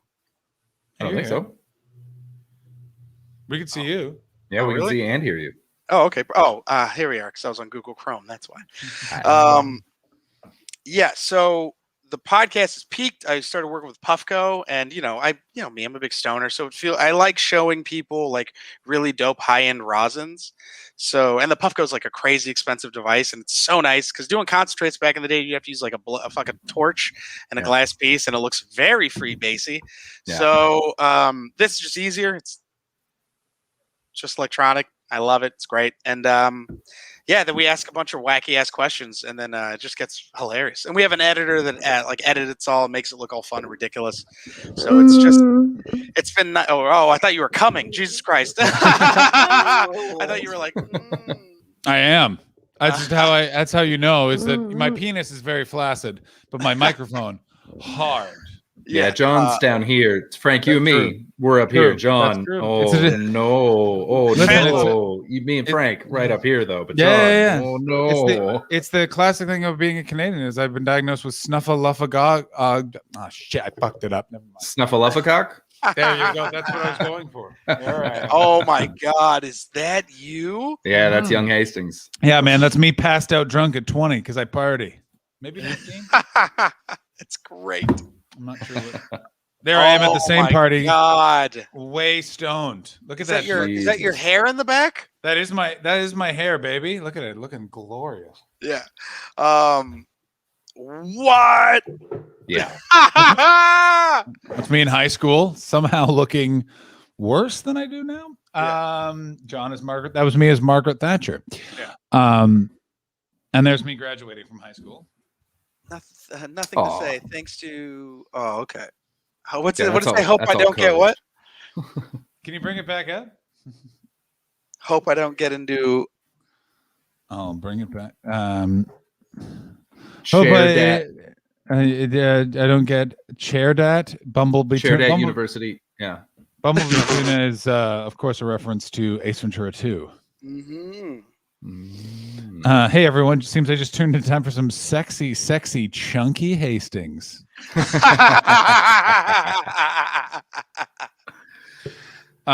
it's basically your podcast is you get someone does a bunch of bong rips and then you guys chat. My God, I can't wait to do this podcast. Yeah, it's basically hot ones, but with weed. It's pot ones.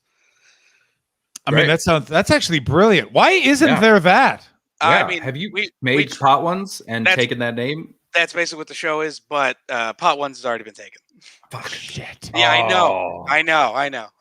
Are they doing it though? Like, is someone doing it? Yeah, and it's not as good as ours.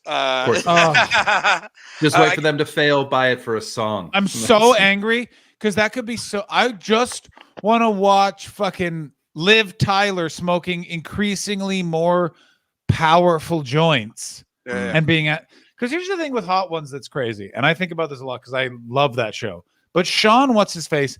Not a good host, not a good interviewer. No. But the people are so disarmed by the situation that they will answer everything. Yeah. Did you see Bobby Lee shit himself? No, I didn't see Bobby Lee shit himself. Bobby Lee shits himself on Hot Ones. I feel like that's how we close out the show. Bring up Hot Ones. Watch him shit himself after promising not to. Brought it up earlier in the episode. I'm not going to shit myself on your show. Did you just shit yourself? Yes. It's pretty great. And that's also Bobby Lee shits himself a lot. I can't stress this enough. Bobby Lee Oh, really? Also, that's a tough act to follow. That's if rough. you know Bobby Lee from the internet and comedy, you're like, there's no way he can be like that. That is who he is, 100% that guy, and it's crazy. That like him shitting himself regularly. That reminds me of that Hannibal Buress bit of that. Was it the Israeli punk band where the singer would jam the microphone up his ass? And he was like, should I bring my own microphone? And they were like, no. Microphone Buckeye brings his own microphone. It goes, as well he should.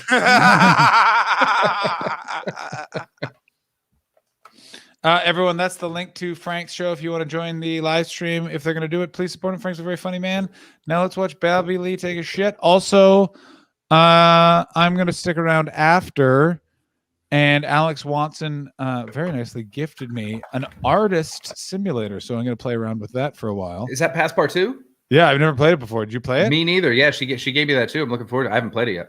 I'm going to play it after. Let me know how it is. I just bought NBA 2K21 for £7. So oh wow. Yeah, I'm gonna download that. I'm gonna play the shit out of that. I have a PlayStation, Xbox, and I do this. I do the whenever like games are on sale, I just buy them. Yeah. Like I wait for it, and I just buy a bunch, and then I just play them all. And it's like I've been playing Outriders right now. It's fucking amazing. Frank, Okay, are you Twitch streaming at all? Are you doing anything? I did, but then I just kind of stopped because I would scream a lot in my living room, and my wife was like, "I'm trying to sleep," and I was like, "Okay, that makes sense." Yeah, fair enough. Yeah. Yeah. I know. You know, if you lose the wife, it makes anyway. All right, let's watch Bobby Lee. Also, Bobby Lee, one of those people. I have no idea what he could be. 25. He could be 84. Yeah. He's got to be late 40s because he was on Mad TV when I was in high school. That guy's in his 50s. Yeah. This guy's in his 50s. Absolutely. This guy is in his 50s. This guy is shitting his pants on the internet, and he's in his fucking 50s. Here, let me With that Google gorgeous hair. I Jesus know. Christ. That's the main reason I hate him so much. The All right. main reason? Very It's the only nice. reason I hate him. I love him. He's always been nice to me. Super cool dude. Just so funny, very supportive. But I fucking hate him because he's got beautiful hair. He And does I have beautiful just, hair. it's Anybody, I'm not. Did something just happen? Wait a minute. It's like that. Is that it? Okay. It happens later on. That's the teaser. That's the... We're not watching the whole thing. No. We're just gonna because as soon as you said NBA 2, okay. keep going to the right because it was when he took his hat off. I know, but I just want to see what is causing that face. We lived with a 50-year-old homeless man named Dave. He was like a gypsy. Here we go. Ah, Oh, come on. They know that that's the best part of the video. They do. Oh, came in Big guy. And then we also had a 16-year-old runaway girl named Sophie. Wow. Yeah, it was crazy. And she was on meth. Quite the scene in this apartment. So I like put that picture right next 4 to in the you. morning. Why is it there in the first place then? I don't know. All right. What's this red mark on his arm? Tattoo. Okay, thank you. Yeah, it means he got selected for Mortal Kombat. Oh my god. Gotcha. Have you, all right. All right, so we're gonna go with here. I don't think we're too far from it. Oh, actually, no, because if he keeps eating, he can't just keep eating. It's gotta be near the end. Yeah. That. Yeah, dude. It's all Because good. I think I fucked up. I went around. I took a little bit more meat than I was supposed to eat. Got cocky. Yeah, God. Oh no, here it is. Here's where I think it is. How about Andre Agassi with the denim short look? Oh my god. Is that what Andre Agassi? Fucking look at those legs. I hate those. You don't like these? No, because it's like they're kind of like board shorts, and I want to see his body. What do you think? How about this? Bill Clinton, Al Gore. Those are the best ones I've ever seen. Iconic They shot look like right they have vaginas. I mean, did anyone else notice Al Gore's absolutely lovely penis just peeking out like a clown's nose? Let's look at that again. Shorts, and I want to see. Yeah, this is it. His body. What do you think? How about this? Oh, look at Al Gore's penis. Way to go, Al. Yeah, Al. Yeah, Fucking- Al Girth. Jesus Christ. Also, where are they coming from or going to? A McDonald's. Oh, Always. yeah. Always a McDonald's. From and to. From Here's hanging the out with thing- the dream team. Yeah, here's the crazy thing. It's just because Bill Clinton couldn't stop himself from getting shucked off in the Oval Office. Everyone forgets how much that guy just loved fast food. Because wasn't it famously he made the Secret Service stop and go to a McDonald's? Yeah. Yeah. Wonderful. All right, let's hit it. Bill Clinton, Al Gore. Those are the best ones I've ever seen. Iconic They shot look like right they have vaginas. Pudgy, like white legs. They're so gross. John Stockton. He was kind of a legend with the short shorts. He has legs I don't ever want to see again. Oh, I'm literally about to pass out. Okay, well, let's move on. Let's move on before we lose you, okay? We don't want to take out Bobby Lee. He's a treasure. Did I? I wish there was a pass documentary my that caps? only showed the 10 You are minutes past my- immediately following every recording. Yeah. Oh my God, I want to know exactly what happened. Because didn't Coolio just go to sleep? That was a nice. Did you see the Maya Rudolph episode of SNL a few weeks ago where she played Beyonce on Hot Ones? Oh yeah, it was great. That was good. That was a good sketch. I got Switch the things. I don't believe you. Here. Oh, fuck. That was like this. Switch the thing. Switch the thing. Nope. Switch it. Here. Here. Oh. I don't fucking believe you. Oh God. Can I just say something right now? Sure. I really don't want to eat this. You don't have to if Let's you go. don't want to. Okay. Oh, you son of a bitch. Full ad too. They fucking know they 100% did this on purpose. Everyone is fucking watching this to watch Bobby Lee go caca in his pants.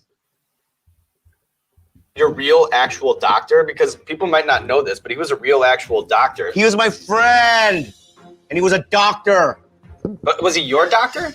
I didn't have a doctor, but I called him for medical stuff. Before he was famous.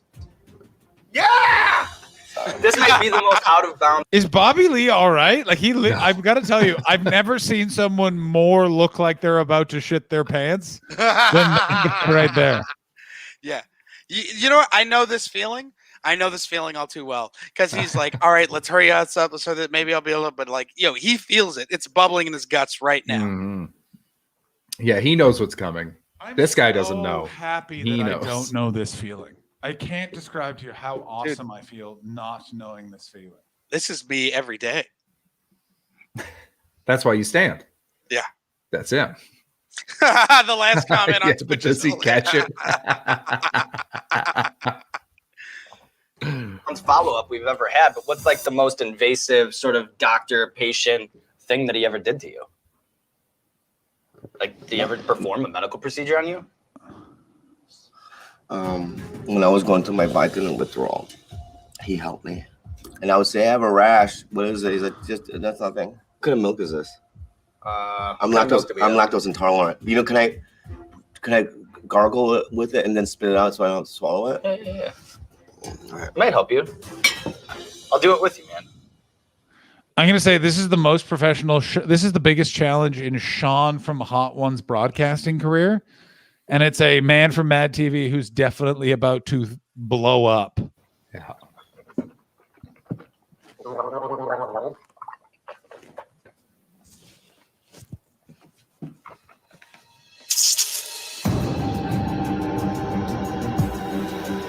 All right, so Why this even one make is that? Oh, this is it. Blair's Mega Death This is Sauce definitely with right. Liquid Rage. What's liquid rage? That's a good question. I think it's just marketing. I mean, what the fuck is Liquid Rage? I think it's a... Were you putting more on it? So what we do is we dab the last wing. You don't have to if you don't want to, Bobby. I feel like you've really overextended yourself, if anything. So if you just want to chill Okay, on this you're one, gonna you don't stop. You think I'm that going I through the wouldn't struggle with fucking you. do what you're gonna fucking do? You think that? Wait. You really think that? I'm Ladies saying and you don't gentlemen, have we're to. watching a Are you self-destructive gonna do nature it? in action. Are you gonna do it? If you do it, I'm gonna fucking do it. Love it, Bobby Lee. Stop, because we're not in a rush. You're not. You have no one else. I know you guys have shit to do, but I have to say something to my fucking agent. Okay. Fuck you. You understand me? You piece of fucking fuck. Let's Did go. you hear the way he said yeah? Yeah. Love it, Bobby. Love it, Bobby. Is that enough for you? Love it. Let's do it.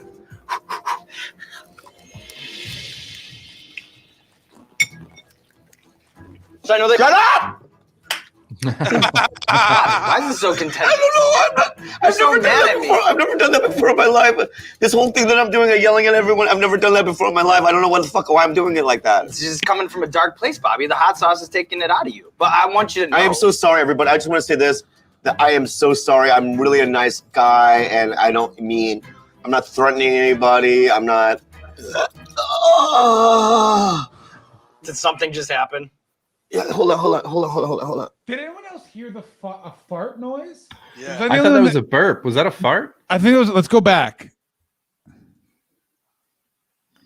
It was a fart noise, that burp noise. Yeah, because he makes the Yeah, let's. all the other sounds from his asshole.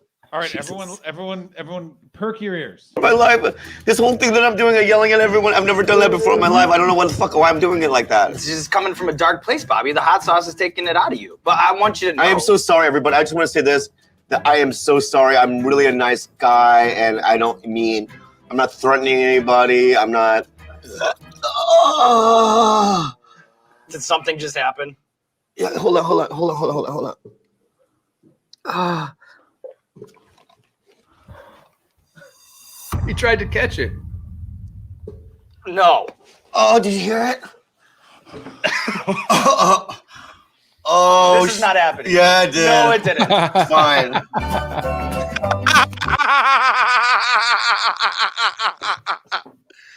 Oh my That god. was spectacular. Jesus Christ, Bobby. Now, do you think he did it on purpose? I think he followed through on purpose. That's why he made him stay. I think he knew that it was coming, and he's like, you know what?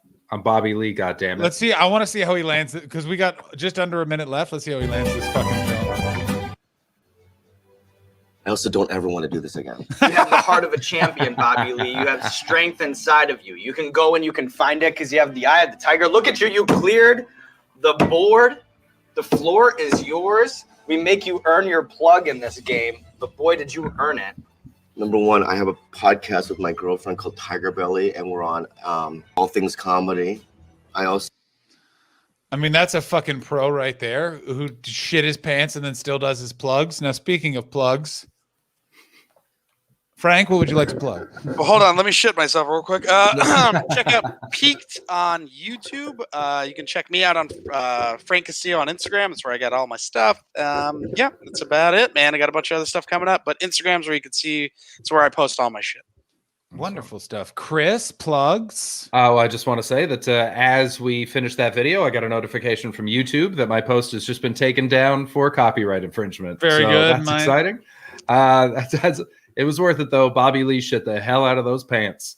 I got two podcasts. I got the Chris Betts Versus podcast where I debate with comedians and we talk about silly shit. And then I've got the Big Shiny podcast where my buddy Jordan and I, who's a musician in Montreal, talk about alt rock in the 90s and early 2000s through the Big Shiny Tunes compilations. I'm on here 6 days a week, streaming in the afternoon, doing games and crosswords and stuff. And then every night with my buddy John here, that side, doing the Untitled Twitch stream. So give me a follow, come on down. I'm doing XS Malarkey tomorrow night as well. So check that out. If you're on the XS Malarkey Twitch page, I will be doing stand-up. I definitely want to come to London and, check out the scene. Yeah, buddy, you should definitely do it. In theory, there will be open for business for us people that need to go there for a visa by November, which is what I hope for because I want to go there. I am going to take a pee and get some more coffee, and then I'm going to play Pasta Part 2 right here on Twitch. So I'm going to shut this down and start it right back up again. And yeah. Oh, cool. Shall I just raid you? Yeah, that's probably a great idea. And I will start and start. Frank, thank you so much for your time, buddy. This was so fun. So much fun. Frank. Thank you guys so much. It was a blast. Absolute blast. I would be glad to talk shit about anyone else in the comedy community anytime. So thank you so much. It's good. It's nice to have. Yes. Great chat, chums, as per usual. Thank you very much, guys. And we will see you. It's official, ladies and gentlemen. As of right now, everyone in LA can get the COVID vaccine. Just got awesome. Nice. Yeah. Glad to share that information with all of you. We will see you all tomorrow. Frank, thank you for your time. Chris, I'll see you tomorrow. Yeah. Oh, hold on. Let me raid you real quick. Oh, you raid me. Don't shut it down. Yeah. So do I leave or what do I do? Yeah, you can leave. Oh, okay. You do you, buddy. You do whatever you like. You. Yeah, you do whatever you want. Yeah. I love you guys. Great to meet you, Frank. Thanks. Love you, Frank. Thank you so much. Bye. See you soon. Ooh, good booking. I'm very pleased with that one. That one better than I even thought. That was great. Top-notch stuff. Really Here's like the that thing. guy. I think that you instinctively always like bald men with beards. I don't think I know one bald man with beard you don't like. They've got to be out there. But I mean, I've liked all the people you've booked. You book good people. You got good taste there, Hastings. I know what's gonna work. Yeah, they're all fantastic. We got to get Max on for a full thing. I'm looking forward to him. Come on. I know. I'm desperate for a Max White. Yeah, we got to get Max on. We got to get Hogan back. Got to get Hogan back. I think Graham K is coming on Wednesday. I mean, Awesome. King Geo WTF, you know that when Chris comes to where you live, I'm hooking you guys up. You'll talk about Big Shiny Tunes. Yeah, King Geo. We're going to hang out. We're going to drink some very strange beers. Why is my internet being strange? It's trying to raid, but the countdown's being stupid. Do you like? There we go. That's the big question coming in. Do I like chicken? Oh wait, if you're still here, I could leave. I wonder if I leave this. Oh no, you couldn't end the broadcast. That's the problem. Yeah, I'm worried that if I raid you while you're off, then our viewers will just go to nowhere. Yeah, great. We're on a road to nowhere. Yeah, let me know how you feel about that Passport 2 game, because I've got it. I haven't played yet. I was going to play it on Sunday, but then I found this beautiful game called Gree that is just very sort of sparse and aesthetically beautiful and just sort of light puzzle 2D platform game. So I played that instead, but I'm looking forward to playing this art one. Well, that's great. Yes, no, I'm excited to play it. It was a fun. Ooh, welcome aboard, Mr. Furs, Mr. Furs, Mr. Furs, Mr. Furs. Well, touching. Chris, I'll see you tomorrow. Have a good, buddy. Bye, everybody. Have a great night.